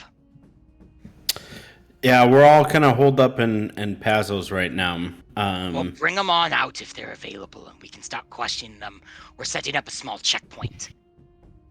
Yeah, it might take some time to make sure that everybody's all right, but once we've kind of got everyone stabilized in there, I'm sure they'd be willing to come out and figure out together what we're supposed to do. Well, I just sent 4 of our city's best healers in there, so I hope they're all ready. All right. Let's head over there. Right. Well, so then you got to go gather your peeps No. first. Oh, they want. Yeah. Come out. Okay. They're not They gonna come want to us with them, not them with us. Gotcha. Yeah. All right, so then I'll head up to, and is everybody kind of just hanging around or what? Yeah, at this point, Jamie and Darian and Arthur are still kind of bopping between people, making sure that they're okay. Darby, you're mulling over your hat, trying to figure out what you want to do with it in the future. Yeah. And you can see Joel, Marilli, Nugs, and Dale kind of gathered around Elise, talking with her. They seem to be joking and kind of having like a glad you're okay, kid kind of thing. Like Dale's sort of like, well, you'll be up and at him before, before I'm even, before anyone's even ready for you, sort of thing. So downed spirits, but they could be worse. All right, I'm gonna attempt to huddle everyone up and let them know that we have a lead and possibly some people who can figure out what that lead may direct us towards. The lead, you say? Yeah, we found a small necklace, this broken necklace. A kid found it, and it was hot. It was a couple alleys away from this far end, and I sensed that and the blast itself has some similar properties to it. There are some interesting folks that are willing to talk to us that seem to have some more ideas on this kind of thing. I don't know anything really about it. All right, let's go answer the guards' questions so they can make a muck of this. Yep. Yep. All right. Walk I over. suppose. All right, so you guys all head out towards Captain Cromley, who sees the group 5 of you step on out, and he goes, "Good, I'm glad you managed to get everyone rounded up, Sentinel. If you head over this way, our expert will begin discussing things with you." And he kind of indicates further down the road. Like I said, they've set up like this little checkpoint. There's a whole bunch of guards gathered there. They've docked, or I shouldn't say docked, they've landed their griffins there and have kind of tied them up. And as you guys make your way down there, they have set up a small makeshift tent. And one of the guards ushers the 5 of you in. Inside the tent, there are 5 chairs in which a short man who looks to be about 5'2", and a relatively tall, slender, very androgynous figure wearing a grayish dress and have like medium short white hair stands behind him there holding a pen, jotting things down as you all enter, making note. The shorter man is human. He's got a big brown curly beard, kind of short hair, huge spectacles on his face. He's in like this purplish robe, and he's got like all this pack on him, and you can just see all of these different like things, like a magnifying glass and all this stuff just sticking out of the pack. And he directs you in and has you all sit down. And he kind of looks at you and goes, "Well, now this seems to be quite a lot. My name is Barnabas Blastwind. I am an inspector and detective for the High Water Guards. And I have been assigned to this case. Behind me is my assistant, Sarah Croswell. They will be assisting me in this investigation in which I will be questioning every person here. So no funny business. I am going to get to the bottom of this. So let's start with the morning. What exactly happened? Tell your side of the story."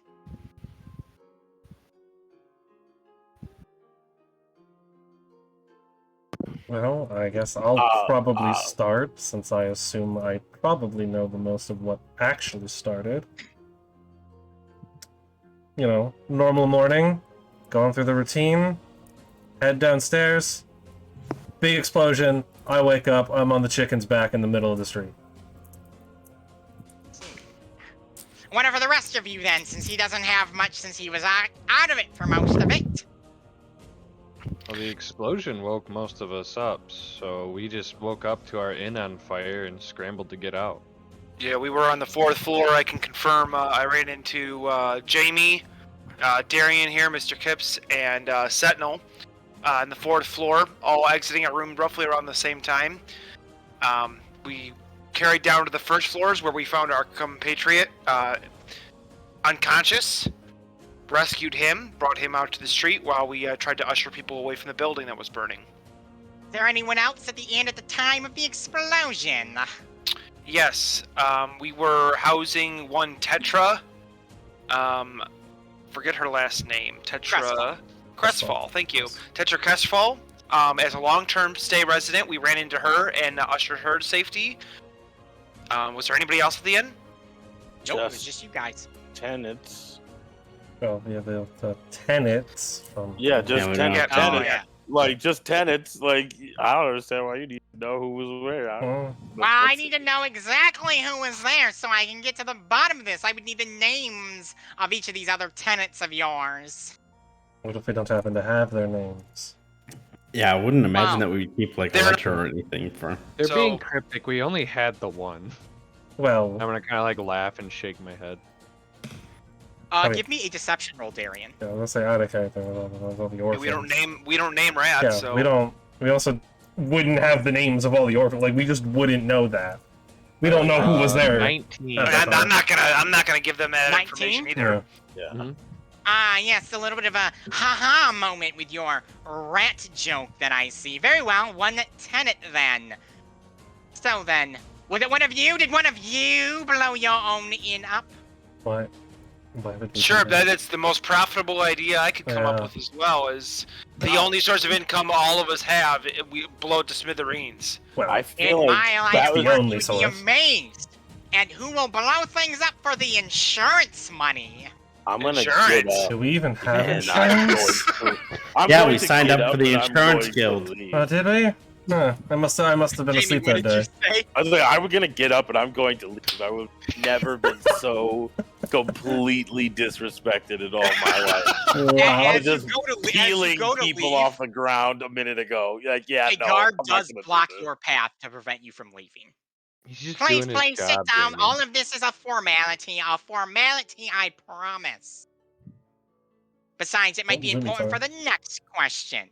Do you have any enemies that might like to attack the inn? How much time do you have?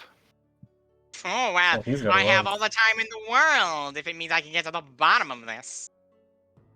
Unfortunately, I don't keep a list. I'm sure I have plenty of enemies. Enemies that can Double- afford such a weapon to be able to blow up the half the inn? Here's the most Right. interesting thing about this explosion. The explosion, per my compadre's predictions and calculations, does not target directly the inn, but the space in front of the inn, which leads me to believe that whoever attacked was not specifically attacking the inn, but was attacking something different. So if you had evidence of that, why are you asking the question? He's just doing his job, Jamie. Yeah, I'd rather he cover all of his bases than turn a blind eye to a whole bunch of possibilities. Again, when you've been in my line of work, you'd be amazed of the people that you least suspect that end up being the person who committed the crime. Allow me to give you a wise word from an inspector. It is neither the person that you most expect nor the person that you least expect. It is always the person that you middle expect in these cases. And you, my good sirs, are the people that I middle expect right now. I mean, I feel like we would probably be either the least or the most since we do own the inn. I mean, why would we blow it up? Or They're we'd be enemies. getting it for the I say insurance. enemies we don't really have. We settled Oh. any sort of score we had with. Then tell me a Well, little bit about your most of them. patrons of your inn. Would any of them perhaps have enemies? Maybe whoever did the attack was unaware of who was staying there, or someone was leaving the inn that would have been attacked. Well, if they were leaving the inn, they'd be one of the charcoal piles of the dead. They wouldn't be somebody that we were currently housing. We'd know if one of our tenants was missing or dead. We were the ones who helped save them, or try to resuscitate them, or identify them in the crisis. Like we said, we were only housing the one, and we know she got out. Your We inn was gave you her closed then name. at the time of the explosion. The inn was closed? Yeah, it was late at night. We weren't taking any more patrons. We were all asleep. Yeah. Ah, understood then. Well, I've also heard some interesting rumors that your inn houses members from the Sliver Gang. Is that correct? The only person we were housing was Tetra, the one I gave you the name of. If somebody from Sliver's gang happened to come into our inn and sit down and buy food and drink, we don't turn them away, but they also don't come in and go, "I'm from Sliver's gang," and then sit down and eat. Nobody does that. I don't know how to identify them readily. Business is business. Yeah. They don't cause us any trouble. Especially in the winter. Given what I have seen from this investigation, from the marks in the floor, from the less than suitable people that attend your inn, I have surmised a bit of a theory of what may have happened here with the explosion. Now, some of the charred bodies we've identified as a gnome and a few others, 2 of them being elves. The gnome is the one who seems to have taken the brunt of the blast. Did you have any gnomish patrons the day before? You most likely would have. Probably, yeah. I see. I see. So here is my theory for you. The theory that I have is that this gnome partook in your inn's pleasantries the night before, drinking and eating and whatnot. But what the gnome did not realize is that one of your waitresses had seduced him, and in their seduction, had taken him up to one of the rooms that was being unused, and had made a cult of her husband, who works down somewhere else. And he is the one who came to the inn while the gnome was walking by this morning and hurled the fireball and destroyed him and caused all of this. Which means there is only one thing that we must do in this investigation. Come with me, Sarah. We must enter the inn. We must check for semen. Yes, all right. I'm gonna look right at Jamie and go, I was wrong. Yeah. You were right to get up. I kind of want to leave too. Due diligence, Darren? Yeah, no, Yeah. this guy He's is, doing his job. Yeah, he's doing a great job. All right. Yeah, again, He's it's like, figured it out. Am I free to go? Yeah, are you Because- done? I have no further questions for you. I must now go to the inn and check for semen to see if I am correct. If you're looking for semen, I used to be one. I captained a ship for quite a while. Not quite the thing that I'm looking for. We all know that if we need semen, we can go to Arthur, and he will provide as much semen as he He knows plenty of them. I'm going to go because I still have patience, and this. You do? I think your patience is run down, Dr. Jamie. Like this is such a waste out of patience time. as well. I could not possibly. If I had a nail, I could have just jabbed it into my eye for this whole conversation. It would have done better than this. Have a great rest of your day. And I'm just going to, again, I'm gonna look at the guard like, if you're not gonna move, then we're just gonna like stand here and look at each other. Otherwise, you can move out of my way. You may let them go. There's nothing more I have for them. I have all the information I need to solve this case at this moment. Come, Mick Sierra. We will go and we will go to the inn and we'll check for semen. Is Captain Cronley still around? Captain Cromley's out with his other people. I might approach him after we I'm get not. the okay to leave. I might go up to Captain Cronley. I'm just leaving. I'm gonna go as you guys are leaving, and Barnabas begins to penguin walk his way towards the inn, this Sierra Cromley steps out behind him, and they flag you over, Arthur, with just 2 fingers. Sure, I'll entertain them. You will have to excuse Barnabas. He has a bit of a life that makes him jump to conclusions. He'll eventually work out the case after we figure out the appropriate evidence and whatnot. Nothing he's saying is true at all in any way, shape, or form. From what I can tell from your stories or from the explosion and the bodies that we've seen. So disregard all of that. He'll figure that out shortly. In was all going to seriousness. disregard it anyways, but thank you. What's his track record? Oh, Like he has solved every case that he has been given. Has he solved it All with of them any have. backlash to the results, or has it been Has it all pretty been conclusive? accurate? They, So? with my assistance, they have all been successful. He has checked for semen in every single one of them. I Fair So- guess- enough. I'm going to assume then that you're the brains, and he just kind of takes the credit. Oh, by no means am I the brains. I'm simply the assistant. Well, you seem to have a little bit better of a handle than he does. Do you have any other sort of idea as to where he may draw his conclusion eventually? I do, actually. I was interviewing some people before they officially kicked off the official investigation. And I spoke with 2 individuals. A Fala Leflier,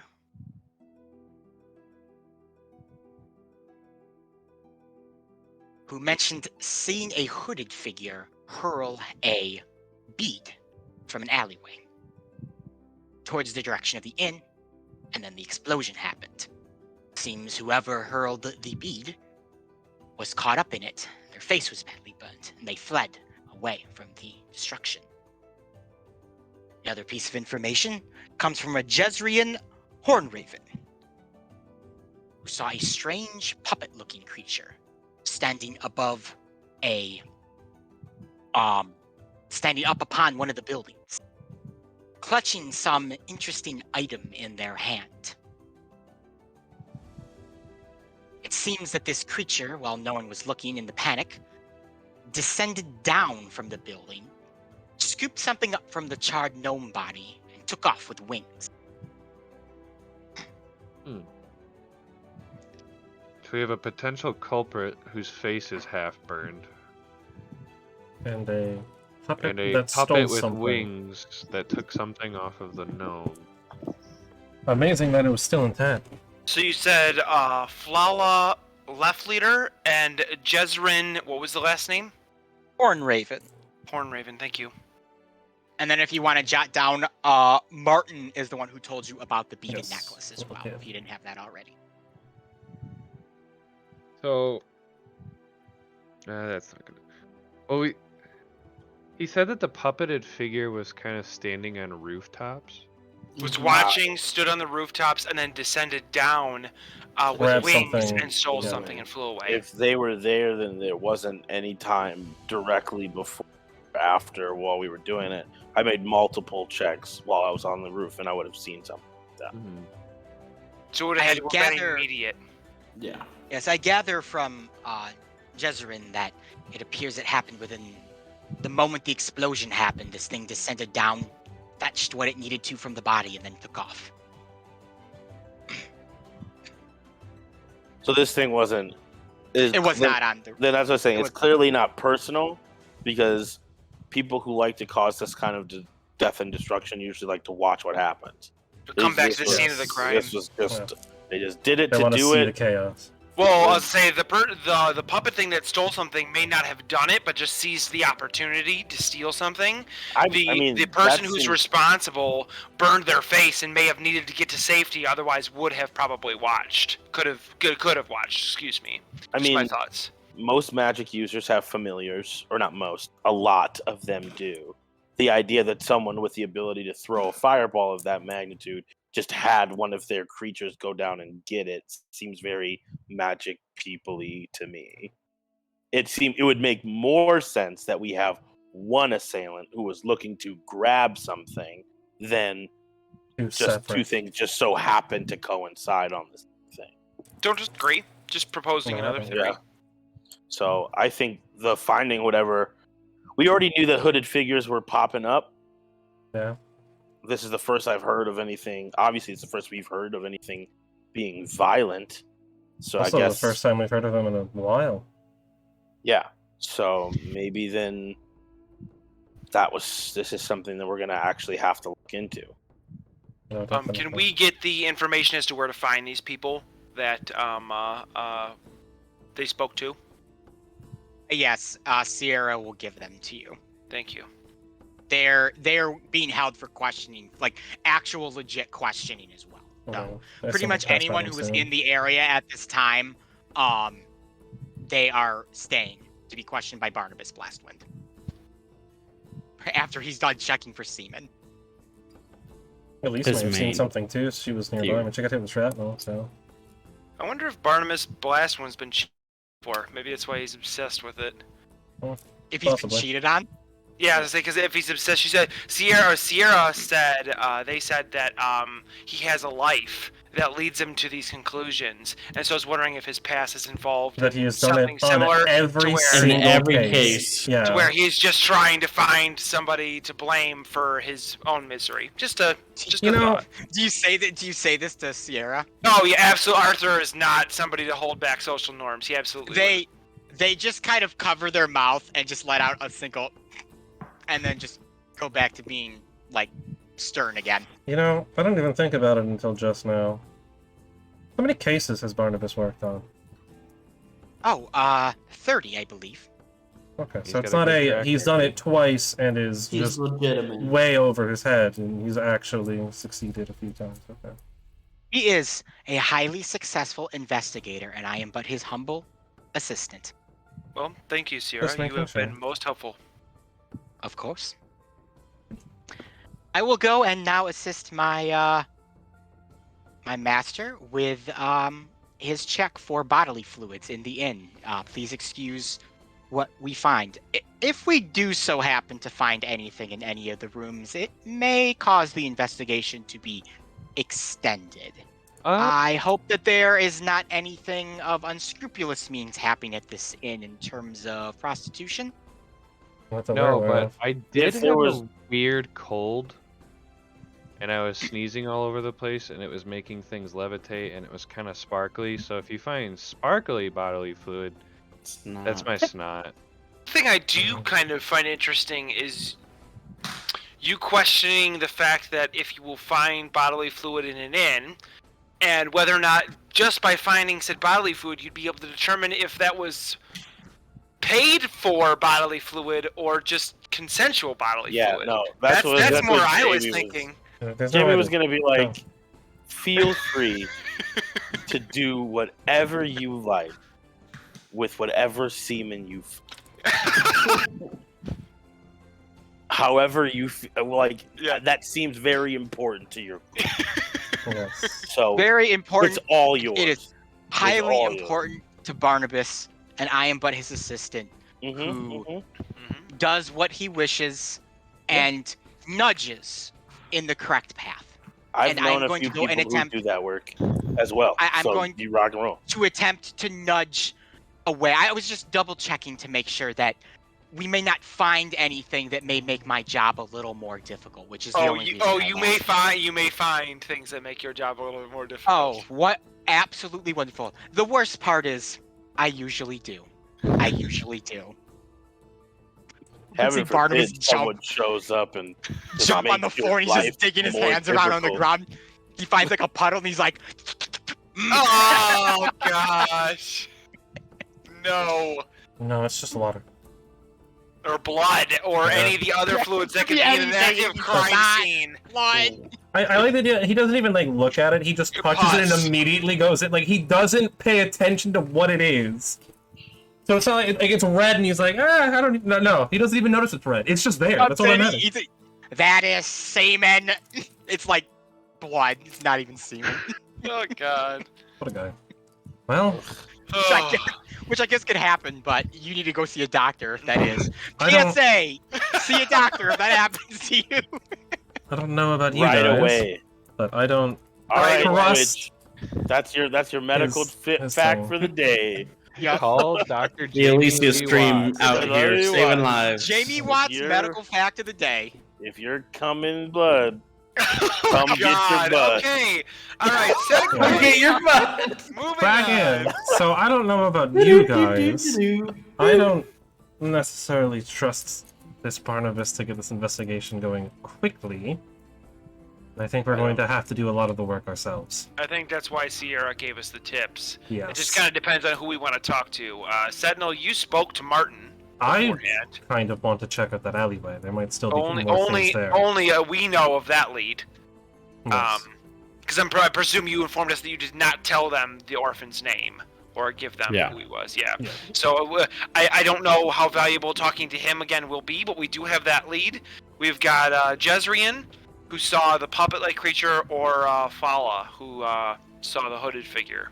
You can also just I mean, check the alleyway as well. Yeah, see if there's absolutely. anything else, yeah. Yeah, absolutely. Which I know I want to do. I want to see if anything else was Yeah. left there. Let's go there then. Let's do that first. So you guys are gonna head out and go check the alleyway. As you leave like the little checkpoint area, you see Joel, Murilli, Dale, Nugs, and that would be it because Elyssa's wounded right now. Kind of being ushered towards the tent next, and they kind of see you, and Joel goes, "You guys are done questioning already? What'd they ask you?" Bunch of nothing. Just don't tell him about where you put your semen. Yeah. Oh.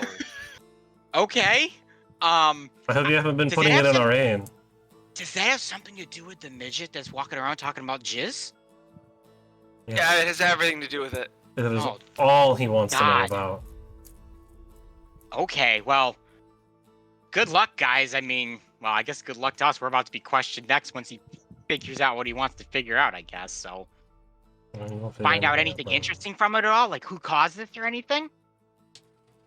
Couple of leads, but I think we're gonna play him close to chest right now because we Yeah. don't want to muddy the waters any more than they're muddied. Joel kind of looks disappointed and he's gonna go to push, but Murilli steps in and goes, "Why don't we just answer the questions they're going to ask us and let them handle the in portion of it, the investigation portion of it?" All right, fine. Good luck. I mean, I hope you guys figure out something. Investigation. Let you know if we need your help. Yeah, will do. And then they are led away from you guys. You want to head to the alley? Yes. Yeah. To the alley where the necklace was found? Yeah, where the necklace Yeah, was to where found. Martin Yeah. pointed out. So you guys head over to the alley where the Something dark necklace was was found. And interestingly enough, just with some quick searching, I'm not even making you roll for it because it's pretty obvious. You actually see a shred of black cloth. It almost looks like it might be from a hood, as if it was hit with something and singed off. There's singe marks all along the side of it. all right. Well, Well, this looks like someone was around. For someone sure. definitely came through. Makes sense. Does the cloth appear black from the singeing? Is Oh, there no, it's another black- color it's black. underneath it, or is it actual black? Okay. It's black cloth. That might Also, have just too, been everyone delivered. give me a history check as well. Boy, I don't know how great I am. Because that has not been brought up yet, but you probably know living in high water. 7. I'm rolling like fire This is true. tonight. Ah. 21. Let's go. That is Darian also a 20. 11. Jamie knows. 19. So, Jamie, Sentinel, and Darian, remember, during the Winter Festival a couple months ago, Highwater had this big, giant parade. And as you guys are kind of looking around the alleyway, this comes to you. They used these mechanical, humanoid-looking puppet things that ran on magic and steam as, like, parade float carriers. And that the Temple of the Goddess uses these creatures for these holy parades. Interesting. Strange. I'll relay that to the group that didn't recall that information. Parades Seems aren't like really my worth thing, checking you out know. A couple of temples. Too much attention. That is weird, though. Why would the... Are they large puppets, or are they like about the humanoid size? You said, right? They're about humanoid size, yeah. They're roughly 5.5 to 6 feet tall. Terrifying. Yeah, absolutely terrifying. Sorry, It's like artificial. Five Nights at people. Freddy's. So not, but that's Murder too big. puppets. That's too big for the thing that we were told took the gnomes thing and flew away. Well, we don't know how big it was necessarily. Just said it was a puppet. I thought thing. it was. They thought it was a small thing. Thought it's a small puppet-like creature. Yeah. I mean, So in fairness, I distance. keep picturing Kankuro from Naruto. Yeah, that's what I'm thinking too. Oh, Yeah. Him and what is it? The red hair from Yakatsuki. No, Oh, Yakatsuki dude. Okay, back on track. Yeah. Okay. So is there anything else in the He's alleyway we puppet can stuff. kind of Nothing else, just this black hood that seems to be burned. Well, Okay. I'll toss it to, I think, Jamie, who has our bag of holding. seems like we might want to either double back on our hooded figure lead and figure out where we were going to be sent to investigate them if we went down that route, or alternatively, we can start checking in at temples to see if somebody's missing a puppet. and maybe we can get a better description of said puppet from. Or closer look.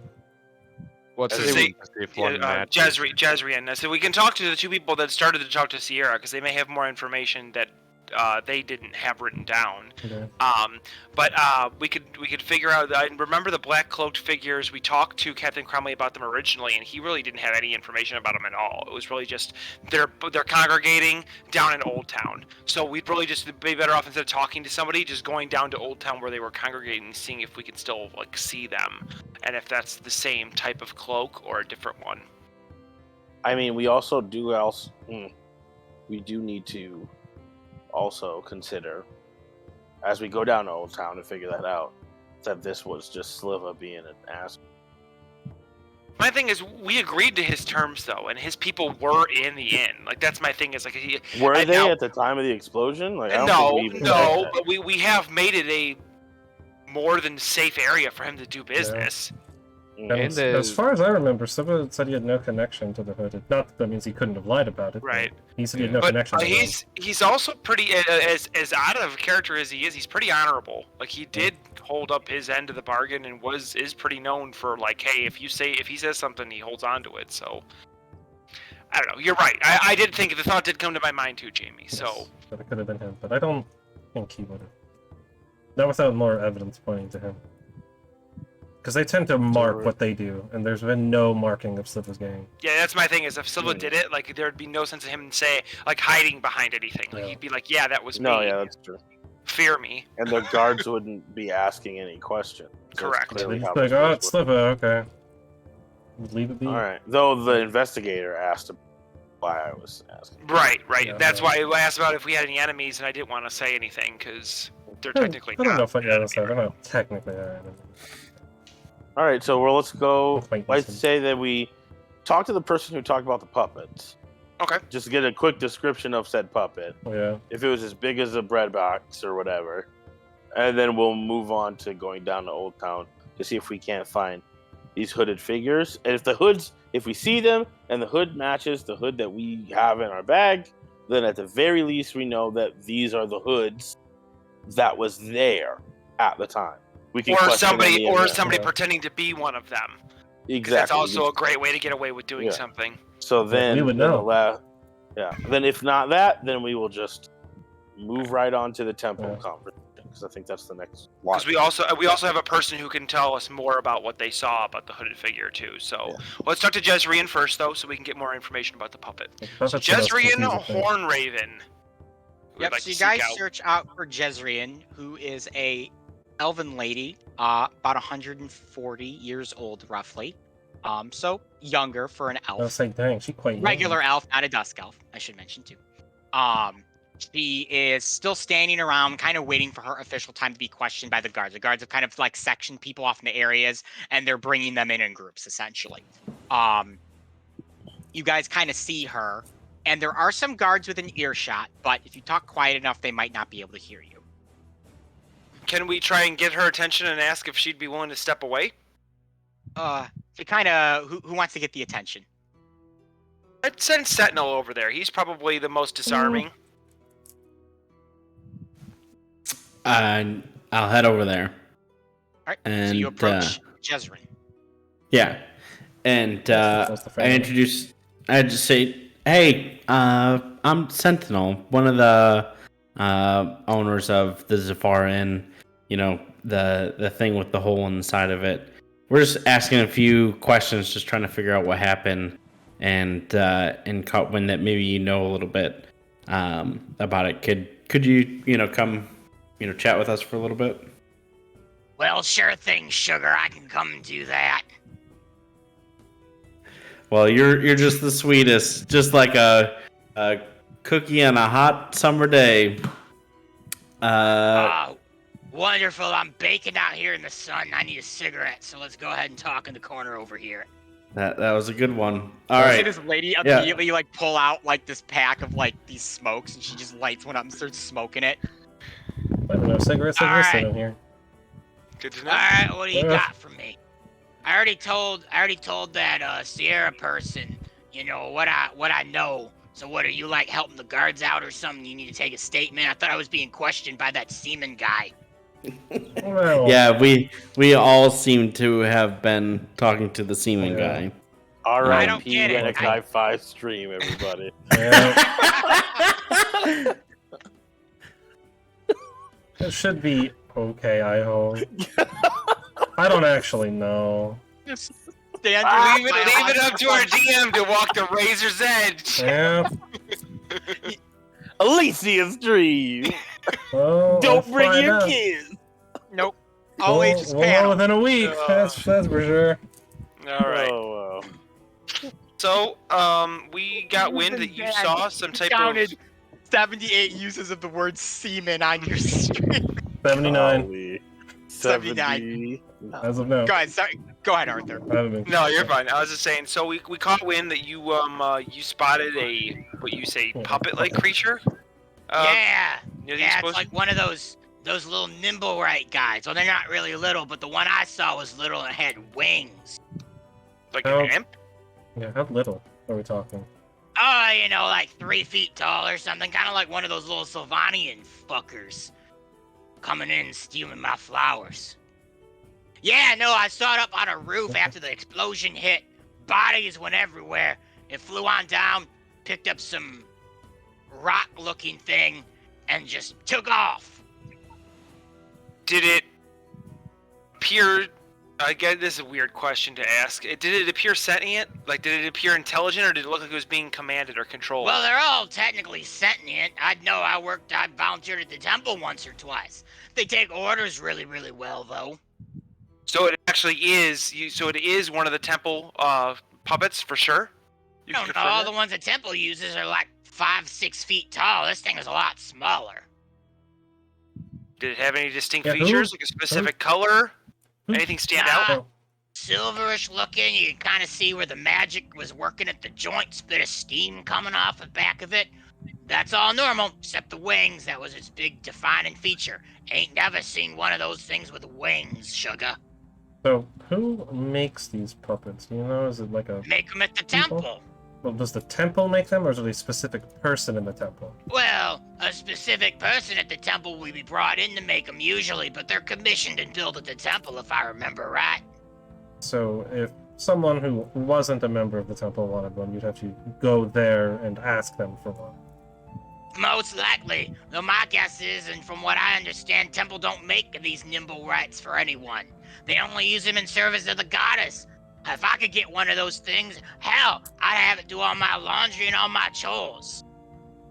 So you said it came in right after the explosion, so it seemed to be waiting for the explosion, like it knew it was going to happen. Yeah, it kinda did.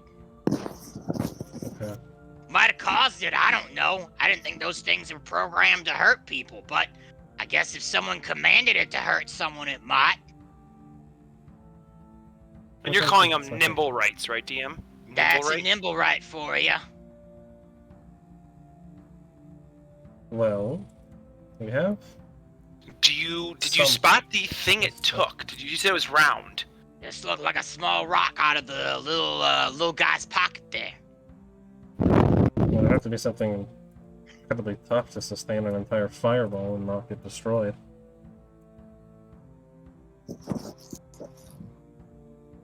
I don't I'm think I more have shocked anything to else. see like 11 bodies go flying, half of them all dead and stuff.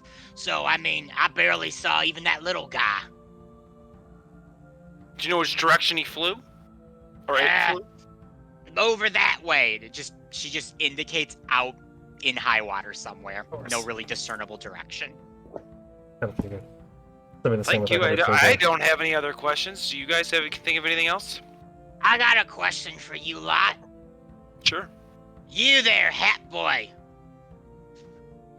You Which- ever looking for a which hat boy? hot date or something? You know who come talk to. Well, Arthur, you hear that? Oh, she's talking to she you, pointed hat to you, boy. Darby. Well, we're both hat boys, so I mean, maybe, might have By the been way, a- Arthur doesn't have his hat. His hat is still in this far in. He never got it. He never said he had it. Well, that's fair. I just assumed you would have grabbed it. I did not. I booked it out of there. I understand. You remember me, sugar?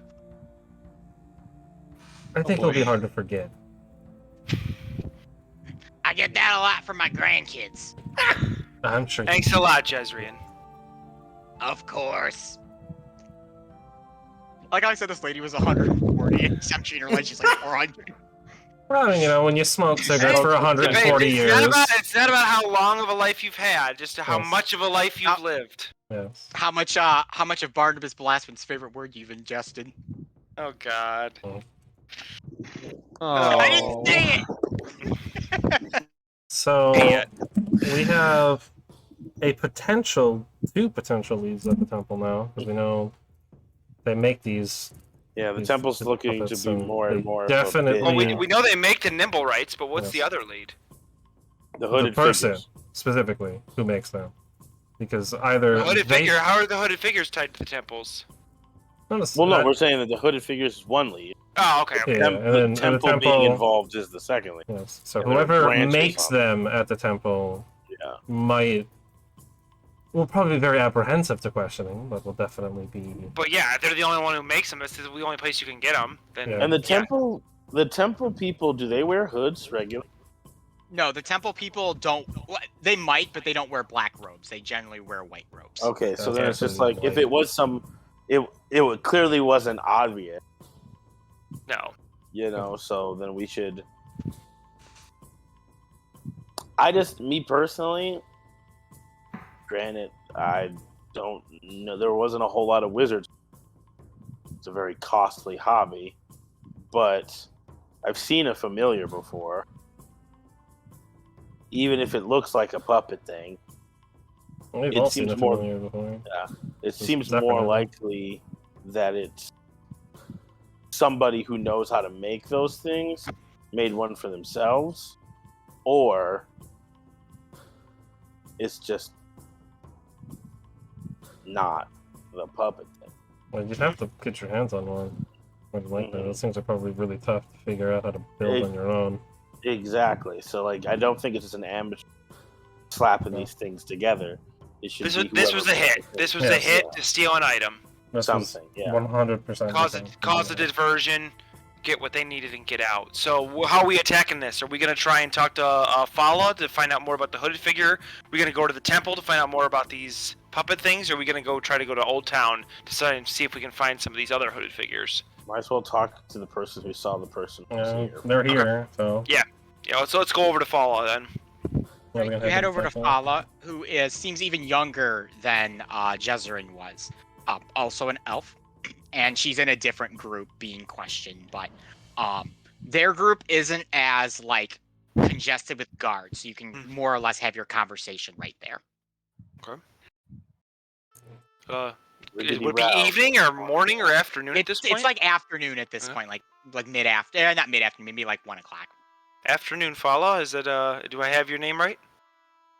Yes, that's right. I'm Arthur Wake, and this is my group of friends here own the nice establishment that is partially burned down over there. Oh, I'm so sorry to hear about your inn. Oh, A lot of repairs.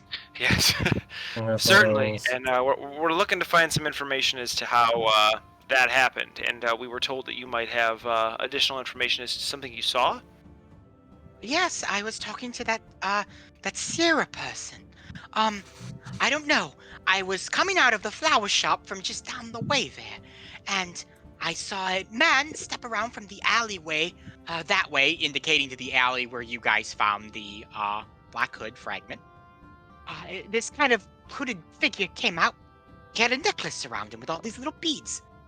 Plucked one off so hard the necklace fell right from his neck and hit the ground, and he threw it. And I don't know, saw it hit the ground, and then the huge explosion happened. All the people that were walking close, I don't even want to think about, them right now. But the explosion was so fierce, it actually kicked up, and it hit the man partially in the face. It's almost like the fire traveled from the ball, and I saw his hood get pushed away. He looked like a blonde human man. Okay, blonde human. Yes, that is that was my question. insanely important information.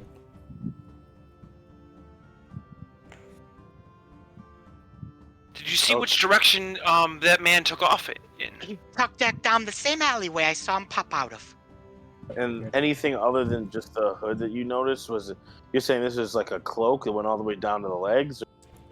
Yes, it went all the way down, almost like a hooded robe of some kind. It was very strange. He had these interesting embroideries all along his neckline and on his sleeves. If I would have known any better, I would have thought they were skeletons in a way. Okay, and when it blew back, you didn't see anything. What do you mean by that? When the explosion, it blew it back. It blew his face back. His clothes he was wearing underneath of it. What? Anything else that you saw? No, nothing like that. His robes are his clothes. So the robe, it's a robe, and it has a hood over it. It's all like one piece. Jamie was asking, is he wearing anything underneath that? Because when it got blown back, you see Yeah, like did you see anything from underneath it? No, nothing that she could discern. He's not. I guess I know it was very quick and obviously dramatic to watch, but when he lobbed the bead, did it seem like he was aiming for a target, or was it more of a just like he just bombs away? There was a little gnomish guy that was walking on by very hastily, very quickly, making his way down. I think he was headed in the direction of the northern stairs to take it down to the first layer. I would think. I've seen him a couple times. His name is Dulcaron, I believe. Nice little fellow. And yes, the bead struck right at his feet, and then a second later, the explosion. Did Dulcaron was his name? Dulcaron. Dulcaron.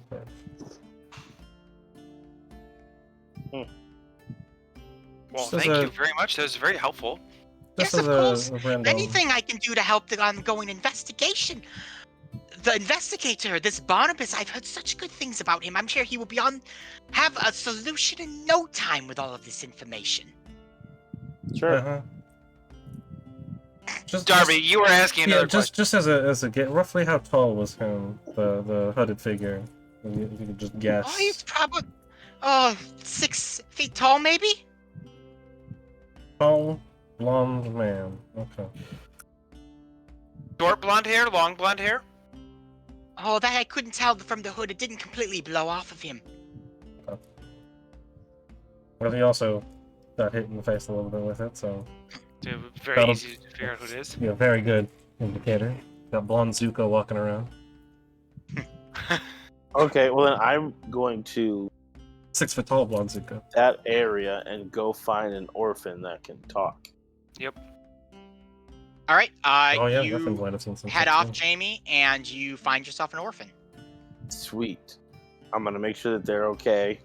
Again, just checking in. And then I'm gonna be like, hey, I need a OPB, which is a version of an APB, but with orphans, I guess. I need a OPB on a human white male with black robes, burns on the right side of his face. His face, you know, in general. Look like blonde-haired human male, 6 foot tall, with burns on one side of his face. Recent.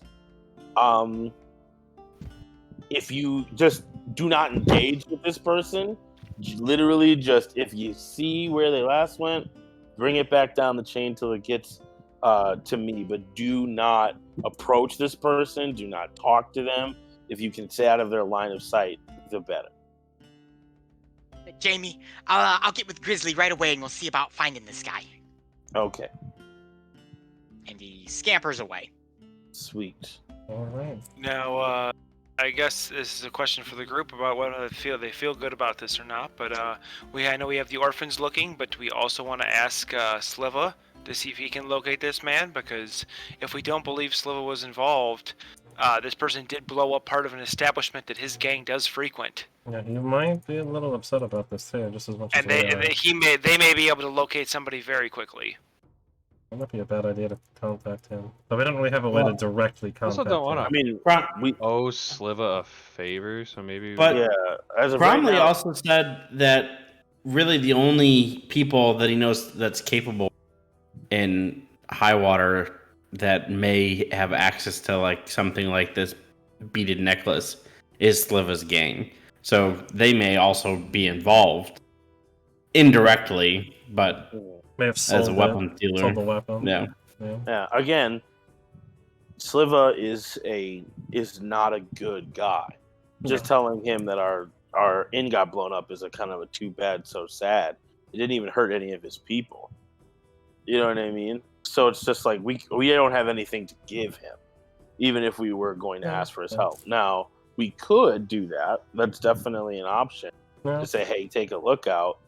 But what would we give him in return for said service?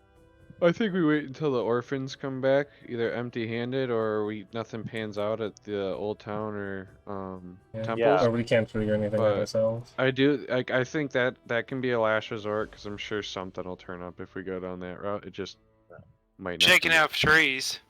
Besides, he already knows. We already know that if the guard Sliva's gonna know. True. So if this was going to be something that he needed to be involved in, chances are he would already be involved in it. He'll probably talk to us before we get to him, especially if we go down to Old Town tonight, see if we can't find any hooded figures. Fair enough. Yeah, that's fair. So we don't really have a way to directly contact them anyways, so... I mean, I know how to get back down to where we were last time, but that's about it. I don't think he'd take too kindly to that, though. Should be better at hiding a secret base. Well, I didn't say that he... it's a bad thing that you know. I'm just saying I don't think he'd Maybe we can appreciate bring him that some you know. slaw. Yeah, we'll get him a big tub of slaw. That's how we'll pay him. There we go. Okay, We'll give him a big slaw 10-gallon jug of slaw, and then he'll figure it out. And then we'll let the detective know. Yeah. Because he probably want to check that slaw out. Right? Just in Same case. consistency. Yeah. It's nasty. Alright, so are we going to Old Town, or are we going to, we're gonna go talk to the temple? Personally, I think we should probably go to the temple. If they just did this, right? Literally, like, very recently, the hooded figures probably won't be hanging around too much right now. Question for the DM. Yes. Just if people get hurt in this high water place, and they don't come to like a Stitcher like me, who do they like? What is the normal practice? There are other doctors throughout the city, and then people can seek magical healing at temples of the goddess. Okay, so then I would say that. I mean, I would think at this point we'll hear from any of the orphans if they go to a Stitcher. If someone like that goes to a Stitcher, but I feel like Darby might have something with the whole going right back to the temple sort of thing, if this is a temple person, because face burns are not something that you fix with bandages. Right. No, that takes a while. I agree. So you guys would like to go to the temple then? Yeah. Is there multiple temples? Is there a temple? There are multiple temples. There is the largest of them is on the first layer. You guys actually visited it several sessions ago. That's when you went in there to get holy water for the sand. Is that also the one where these puppet like machines are made? Is the biggest one? You don't know, but you could assume since it is the largest. The nimble, right? Okay. Maybe we go to that one then. Seems like a good idea. Yeah, sure. All right. What if they don't make it point us in the direction? If the group likes that, you guys head off to the first layer to the Temple of the Goddess, which is a large cathedral-looking building made out of like stone and whatnot. As you enter, it gives off very much a like churchy kind of vibe with pews, an altar. There's kind of like a large central thing up on the altar that if you peer down, it just looks like an endless pit. It's considered to be the eyes into the goddess. And working right now is a Dracokin priestess. You can tell she's a Dracokin because she appears human, but has long black hair, has like dragon-esque horns, and their arms are scaled and like dragon claws. Darian, give me a history check, as you are a ranger. 14. Great fire tonight, Darian. You know, just from your adventures and whatnot, that the Dracokin generally hail from the northern kingdoms of Olin, which is quite a bit north of the Vanetirian Peninsula here. Generally, they are nomadic tribes who worship dragons, essentially, as the original creators of Elyssia. They are the only sect of people that do not worship the goddess and despise the brother, believing them to be just figureheads and that there is a greater, stronger force out there that has given life to this world.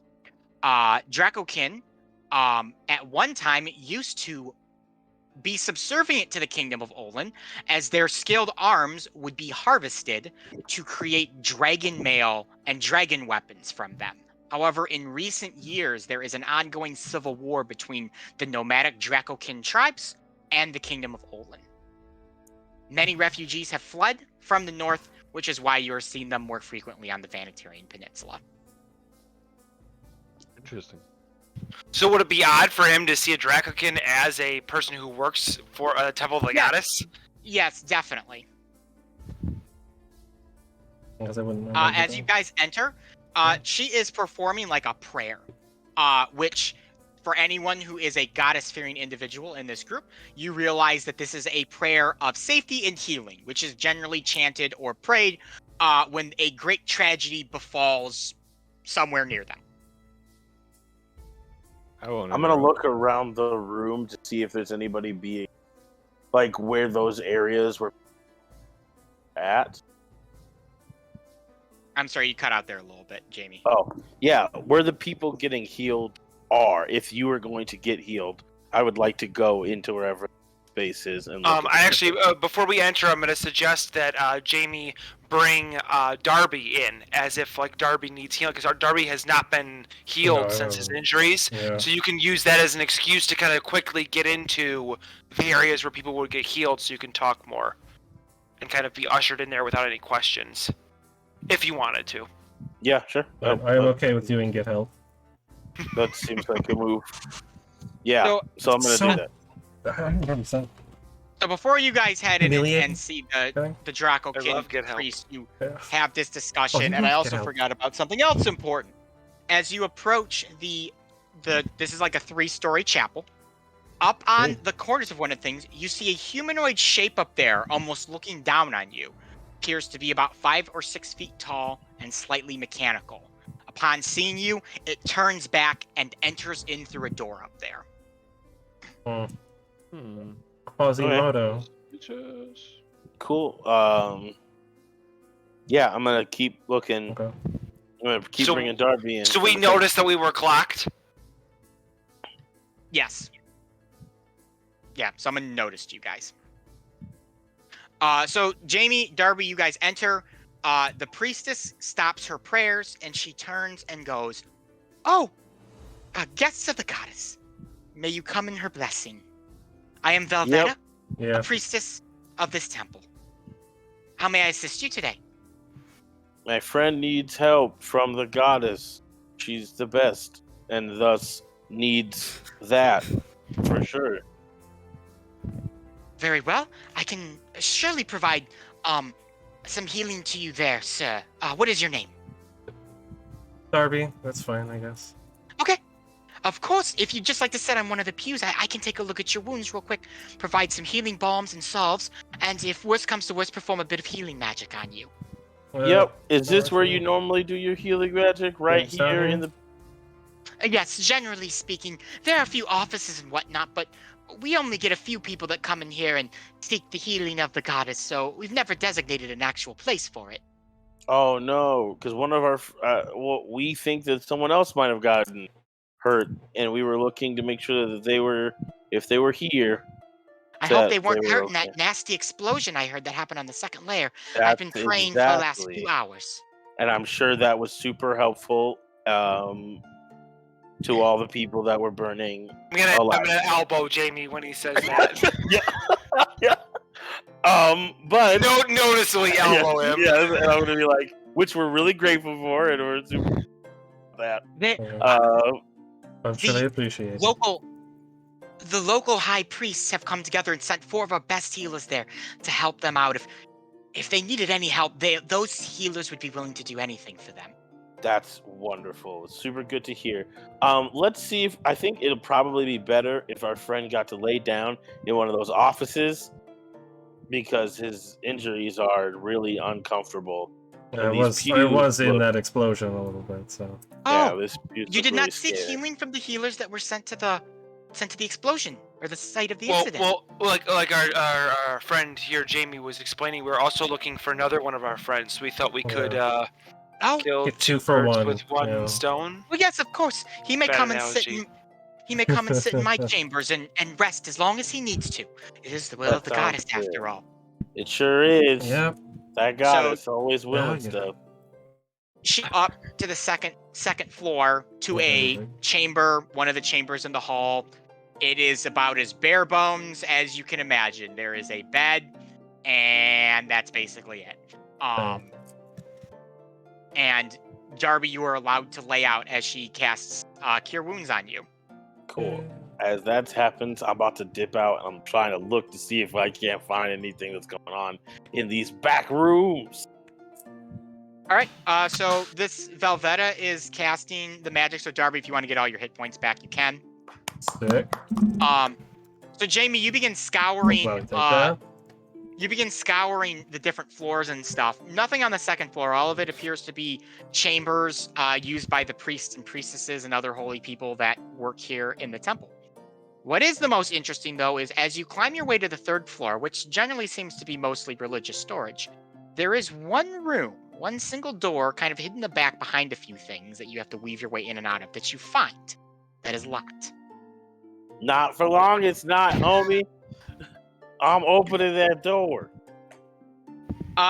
Well, before you do that, what is the rest of you guys doing? You hanging out with Darby? Are you talking to Velveta? What are you guys doing? Yeah, I would follow if they're ushering Darby into an office to heal him. I would follow as well and kind of allow Jamie's escape to be less obvious and try to direct Velveta's attention away as she's healing Darby. I'll just ask the question: is like, yeah, we were looking for one of our other friends who's he's about yay tall, like blondish, scruffy hair, male, human. I haven't seen anything like that recently. Not today, anyways. Well, yeah, we're just really worried about him. He also got caught up in the blast a little bit, so. All right, so Jamie, go ahead and give me a lockpicking check or sleight of hand check for lockpicking. Light of hand with my lockpicking. That's a natural 20 for a lovely 25. Everyone's all super high. It does. It takes you. It's a very easy lock from Oblivion. You get it open within a matter of seconds. Don't even move the literally just hit the right stick and it just goes over. You're like, cool. Yep. Still got it. These last 6 months, I've been hanging out with orphans and pickpocketing people and giving their stuff back and doing all stuff. Get my skills sharp. Elise showed me up, and I need to. You gotta improve. I can't let her keep. So Jamie, you open the door, and it's very dark in there. You since you're human, you can't see it. So dark. Yep, I got no dark vision. You can make out some brief outlines. Looks to be like maybe a workbench, a bunch of boxes of things, it would seem, and behind one of the boxes, you get the slightest bit of lanky, almost mechanical-like movement that shifts out from the box and is almost seemingly looking at you, but it skulks in the back of the shadows. Cool. I am going to be like, you know what? I'm gonna light a candle because I have a candle. There you go. So Jamie, you pull a candle, you light it real quick. It provides a small amount of illumination, but as you hold it up, you can see that the workbench has several mechanical parts on it, and the boxes also contain metals and alloys and different items that would be used seemingly to construct these nimble rights. The entire room, as you kind of illuminate it, seems with the sole purpose of being a workshop for these nimble rights. And as you hold the candle up to the figure that's sulking in the back, you can see the shape of a nimble right that appears to be very old, as its metals have long turned a yellowish tinge, and it moves with janky abandon, basically. Cool. I'm going to set my candle down, and I'm going to put my hands in I don't have any in my hands motion, and I'm just gonna be like, I don't know anything really about these robot things. I'm not. So I'm just gonna be like, do you speak common? Are you able to understand what I'm saying? Nim speaks common. Oh, cool. That's interesting. Do you? How big is this thing? It's about 6 feet tall.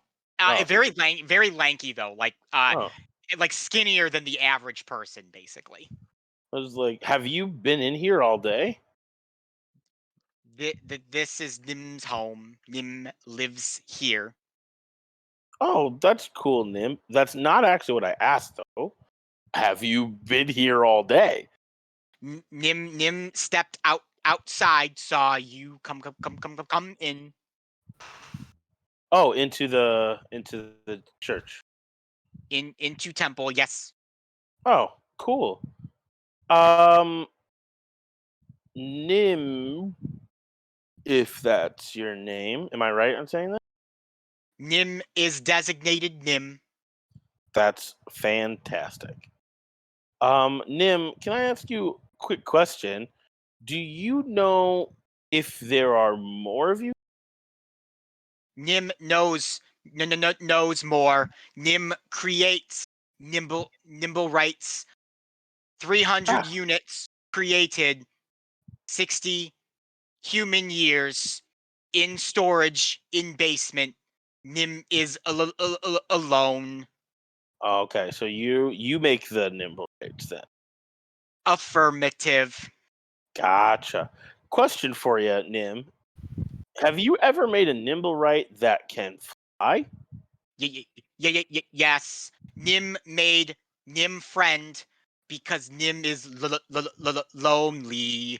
Nim Oh, makes small, nimble right friend. Flies fast. that's super cool, Nim. It's great that you're making other autonomous beings, and I'm sure that is going to be super great going forward. Also, as we continue this one, is there anything you want to know of me? I'm asking a lot of questions, and I don't want you to feel like I'm just like doing You stuff. are human. Why are you here? Ah, yes.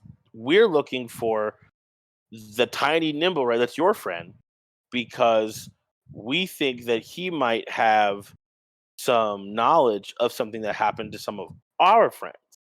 And so we were trying to hope if we could have a conversation with your friend. Yeah, that makes Friend sense. is gone. Left 2 months prior. Designation unknown. Nim is Mhm. sad. Oh, well, that's interesting, and you're replicating emotions as well. Again, not problematic at all. Nope. That's probably going to be great Definitely for no issues everyone with later. that. For the robotics. Do you know the last place you saw your tiny friend? In this room, friend was here to keep Nim occupied. Friend went to get game from city. Never came back. Do not know designation. Now, when you build these things, are they autonomous? Do they follow orders, or do they just do They whatever they want, like you do? they listen to Nim unless Nim gives orders and designation to priests or priestesses. Did your friend have any designated priests or priestesses that got to tell it what to do? Only Nim knew of friend. Lady Dragon priestess. No happy if she found out about Nim's friend. I am going to do just an insight check, even though it's a robot. Go ahead. Even if it's Second helpful, it con. could lie. That's a 20 non-natural. You can't tell a reason why it would have any reason to lie for you to you. Okay, yeah, I just, but you never know. anything that's capable of being sad is capable of lying. Yep. I am going to be like, And it did hide things from the priest. yeah, it's hiding things from me. So it is lying. It has the capacity. Yes. It does. It just isn't lying right now. Isn't lying now. As far as you can tell. I'm going to, yeah, as far as I can tell. We had a nice conversation. I came into the room. The little one, he made it. Doesn't know where it is. No one else should be able to work it unless it's him. Who made you? Nim is unsure. Designation original. Okay, but you don't remember who made you? Nim is unaware. Or not made aware. Okay. Well, all of that sounds great. And you seem like a really cool robot. Or nimble, right? So, is there anything I can do for you before I leave? Yes. Nim unable to leave room. Dragon priestess becomes angry with Nim. You help Nim find friend. Nim has way to find friend. Oh, sure. That sounds like something I could do. Yep. It kind of steps out from the darkness, and you can see Jamie like full on that this thing, it looks older than 60 years, and part of its like body has been like fused back together to repair it. It is an awful shape as it janks and jerks over to the workbench, brushes some parts away, and pulls up a thing that almost looks like a tuning fork, but has a larger base and little balls on the end of it, and it jerks its way over to you, and with a shaky hand, it holds it out to you. I will take this. Okay, this is how we find your friend? That will locate Nimble Rights in city. Try on Nim. I will point it on this guy. All right, there's like a little switch you can flip up on it. I will switch the flip. All right, you kind of get like a vibration, and it's really, really strong as it's pointing at Nim, like it's like shaking your entire hand. Got it. 500 feet radius. Oh, all right. Well, I can cover a lot of ground. I have been. So this will be great. It would take us half the time it would normally take to canvas most of this area. Gotta get all the mileage out of that background. Until we leave a city, I am speed. Going to use it every time we go somewhere. He can go to and he's the fastest man alive. All right. I will be like, all right, cool. Well, Nim, you're trying to get out of here. I totally understand that. I wouldn't want to be cooped up here in this church building either. Nim just wishes for friend. Yes, and we want you to get your friend. Do you know a way out of this building where you won't be seen, or do you need me to make a Nim does not wish to leave, only for friend. Oh, you want to stay in this tiny room. Of course. Why wouldn't you want to stay in the dark and Nim's stand home? Here? Yeah, no, I totally understand that. It's a lovely, everything you've done with the parts of, mechanical beings. It's like if I lived in a room full of body parts. Sounds great. We're all into it. Everyone's a fan. I'm going to take this. I'm going to go find your friend. And then if I can, I'm going to bring your friend back to you. Let's say on the off chance that someone broke it, are you able to fix it? If I bring your friend back? On destruction, Nim can see if he can fix friend. All right. Well, I oddly empathize with that. So I'm gonna. I feel like I should give him something. You know what? I haven't got a whole lot of mileage out of this, and I'm going to give it to you. And by it, I mean him. You can have my mouse, Nim. Your pet mouse? Yeah, this is what is pet mouse's name? I had it written down. I remember you had it. I don't remember what it is. Yeah, though. my pet mouse. Yeah, I totally Peck. forgot about that. Yes, Peck. Peck. I'm going to who survived in various Who places. somehow has been alive this whole time. I'm Or going mouse to just in the fire. yeah, just like I'll be like, hey Peck, this is my best friend Peck. He's a mouse, and while we're looking for your friend, you can have Peck here, and Peck will keep you company. Peck is your friend. Yes, Peck is my friend. He is a mouse. Here you go. You be sad if Peck is gone. I am always sad, Nib. So you're fine. Oh. But I'll be a Nim- little less sad knowing Mood. that you won't be alone in here by yourself. So here you go. He is just a kind of mouse. holds his hand out and it's shaking. You can see like where fingers once were, a lot of them are broken or like replaced with like different parts that he's found around and fused onto this thing, and Peck just kind of bounces into his hand, and the nimble right holds it up to his like one busted eye or one good eye, the other one's busted, and goes, friend. Yes, you can talk to him if you want, and you just give it a little bit of bread or cheese, and he'll be a happy camper. Nim will take care of friend. Wonderful. That sounds great. And I'll be back, hopefully with your friend, in enough pieces that you'd be able to either put him back together, or hopefully he's not broken at all. That's hopefully the thought process. If we can make it happen, so I'm gonna head out. I'm gonna take my candle because these things are not cheap. And is there? You're good with the lights off? I'm assuming because you're made Nim of sees pieces. in darkness, programmed and modified for sight. Ooh, that sounds super great, bud.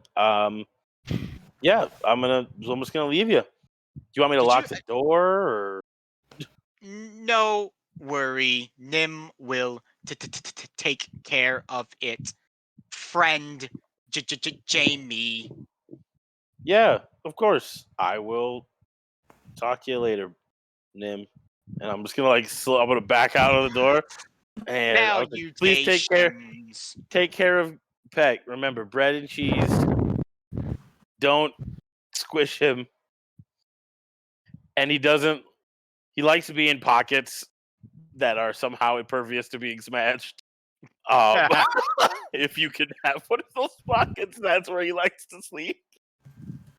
Okay, bye. All right, Jamie, you shut the door, and you have obtained a nimble right detector. Key item. Key items required for the quest. Okay, so let me just say, we will all die for Nim. Nim this is life. Dude, I'm into great. Nim. I'm into this. It's like if Nim Ultron needs to was become our good. bartender. I think we just found our new bartender, boys. Oh, let's get him out of the church and have him work at a bar. That'd be great. Like everyone I went to college with. We want to fix him up though. He's a little worse for wear. So as you guys are, or Jamie, you return back to the room where your buddies all are, and just as everyone's in small talking, Velveta, she's kind of like, "Oh, where'd your one friend go?" And then Jamie, you're like right back. You're like, "Yo." Hey, I was in a different part of this building. Oh. Where did you go? You're technically not allowed to have free reign of the temple unless a priestess or priest is with you.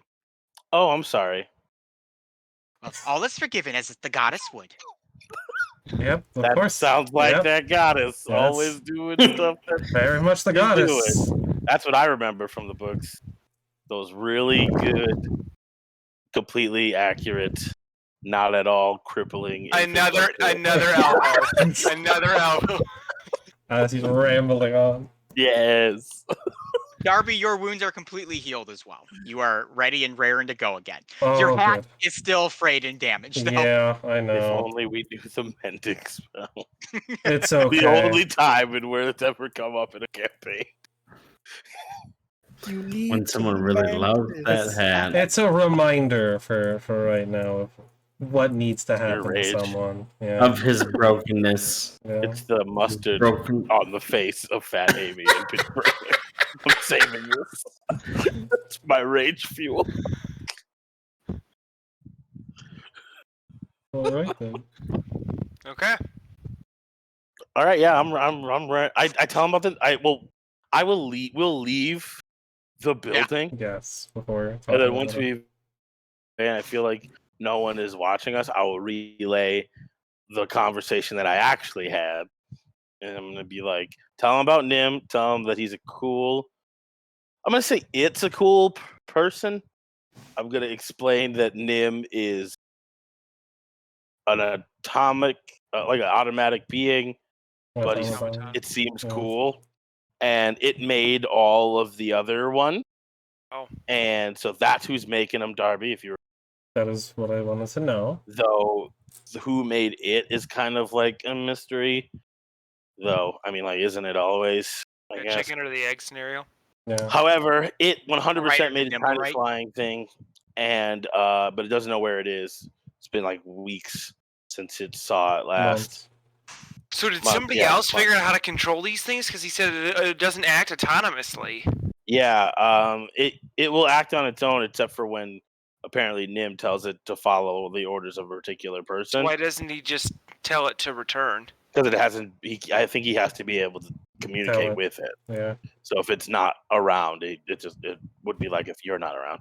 So Okay. I think we have to find it, which is Yes. why we have this. It's this cool little device that I will tinker with incessantly for the rest of my days, and this might be the start of a long journey of fun electronic stuff for me. Who knows where this story goes? So Jipping I the artificer. yeah. All I know is that this has a 500-foot range. Will tell us where any other robot things are. And if these nimble rights are supposed to only be at the temple or in temple spaces, then we should not have a crazy hard time finding wherever this thing is, especially with how fast we can move in the city if we don't stick to the main roads, people. So I I'm have talking alleyways. I'm talking rooftops. two I'm talking main drain pipes. ideas as to how that robot could have gone haywire. Either Mhm. one, the thing that created Nim, whatever that is, or whoever that is, can still control things Nim creates, Mhm. or someone was able to alter Wait. however these nimble rights are controlled and was able to take control of it Captured. themselves. Yeah, captured Nim's Yes. friend and altered its Yes, and altered its Yeah. capabilities. programming. I So mean, it I could think control it. those are probably the best bets, though. For whatever reason, it Or doesn't maybe it strike developed me. its own sense of will. I mean, it's a robot, so maybe not. But like, at the Broom same Shepherd time, dies in some other Yeah, alternate yeah. reality. I'm The- also picturing like maybe it kind of because they are sentient, but they yes, act upon the people that are like dedicated to be like their master. And this one's a tiny flying one. What if it's just a crow and it like shiny things and it just happened to pick up the thing off of them? Granted, it Yeah, still I helps mean, us find it's the been object gone that for we're looking for. 2 months, and it hasn't come back. So it's gonna make me think that if it's only been designated to follow orders, that it wouldn't just be able to fly around and be a magpie for 2 months without eventually someone telling it what to do. Though I don't know how any of these things work. So like, No, I don't think any of this us is do. all just based off of a hunch. I still think that using this to find it is probably still the best Yes. bet, Oh and yeah. we should still go down to Old Town to do it because we should get as far away from temples as possible. Yep. That way, it'll be like Oh, yeah. I agree. little rock and roll. You guys would like to head down to Old Town to begin your nimble right search Yeah, and to look for hooded figures, possibly. and to look for hooded figures. Well, I will I would clear also both like of to those put the up very horses in the quickly. back. Upon entering Old Town, Jamie, you flip it on and you get some light vibrations, but as you like point them around, you realize they're just pointing back towards the nearest temple. And that's for hooded figures. As you guys do some searching around Old Town, you don't necessarily come across anything. And upon hearing some conversations, it appears that the hooded figures that were quite the talk about 6 months ago have not been seen in Old Town in quite a while. I'm gonna ask any Stitchers about a guy with a face burn. You find some peasants that are hanging around, and one of them goes, "No, nothing like that." And I mean, there's plenty of people in Old Town with face burns if you're looking for any old face burned person. Will be recent in the last couple hours. No, nothing like that here in Old Town. Okay. Mm.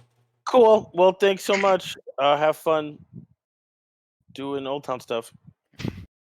I guess if we're gonna turn in for the night, do we try and stay at Pazos? We don't really have a place to stay anymore. I mean, the city has plenty of places to stay if you're willing to just lay down. If you're willing to Yeah. stay there. That's fair. Would you guys like to return to Pazos and see if Joel and team will be willing to put you up for the night? I'd like to be close by to the inn, because then if the person returns to the scene of the crime, we'd at Or they least blow be up able- Pazos because they're still looking to get the stuff that they wanted to get last time. I could go for a Dale special though. That would Yeah, be I quite mean, nice. might as Why well not? check on how Elise is doing and check out on if any of my other Yeah. patients that are still there are still there. All right, so you guys begin making your way back to the second layer, back to Pazos Pizza. As you enter the second layer and turn left to make your way to Pazos, Jamie, the nimble right detector, provides the faintest pull to a higher layer. Ooh, let's ignore that and go to Pazos Pizzas anyway. I'm just All kidding. right. No, I know. I would tell I everybody. was gonna say, I don't know, Jamie, if I would you tell want everybody. to, before we even make it back to Pazos, we want to stop and get more I would healing stuff. 100% be like, yo, I'm getting something. I think it's above us. Might as well check it out, seeing how Let's we can see, make good yeah. time. All right, so following Jamie, who has the nimble right detector out, you guys scale to the third layer and then to the fourth layer, making Ooh. your way Okay. all the way around to the far side of the city, and where the vibrations are the strongest, pointing upwards to a grand mansion-esque building. You stand in front of the Grellhunds compound, the second richest family in all of Highwater. Thick white walls surround their home, garden, and compound. Jamie, the thing vibrates almost as hard as it did when you pointed it directly at Nim. And we will end tonight's session there. Yeah. It's in this mansion house. There's always a hook. It's time for Fight Heist number Fight Heist 2! The sequel! Let's Fight Heist go! number 2. Well, Just when you thought it was safe to go back The to heistier. Yeah. Fight Heist More- 2. more the It's heistier. fightier, More it's heist. heistier. All Electric action. Boogaloo.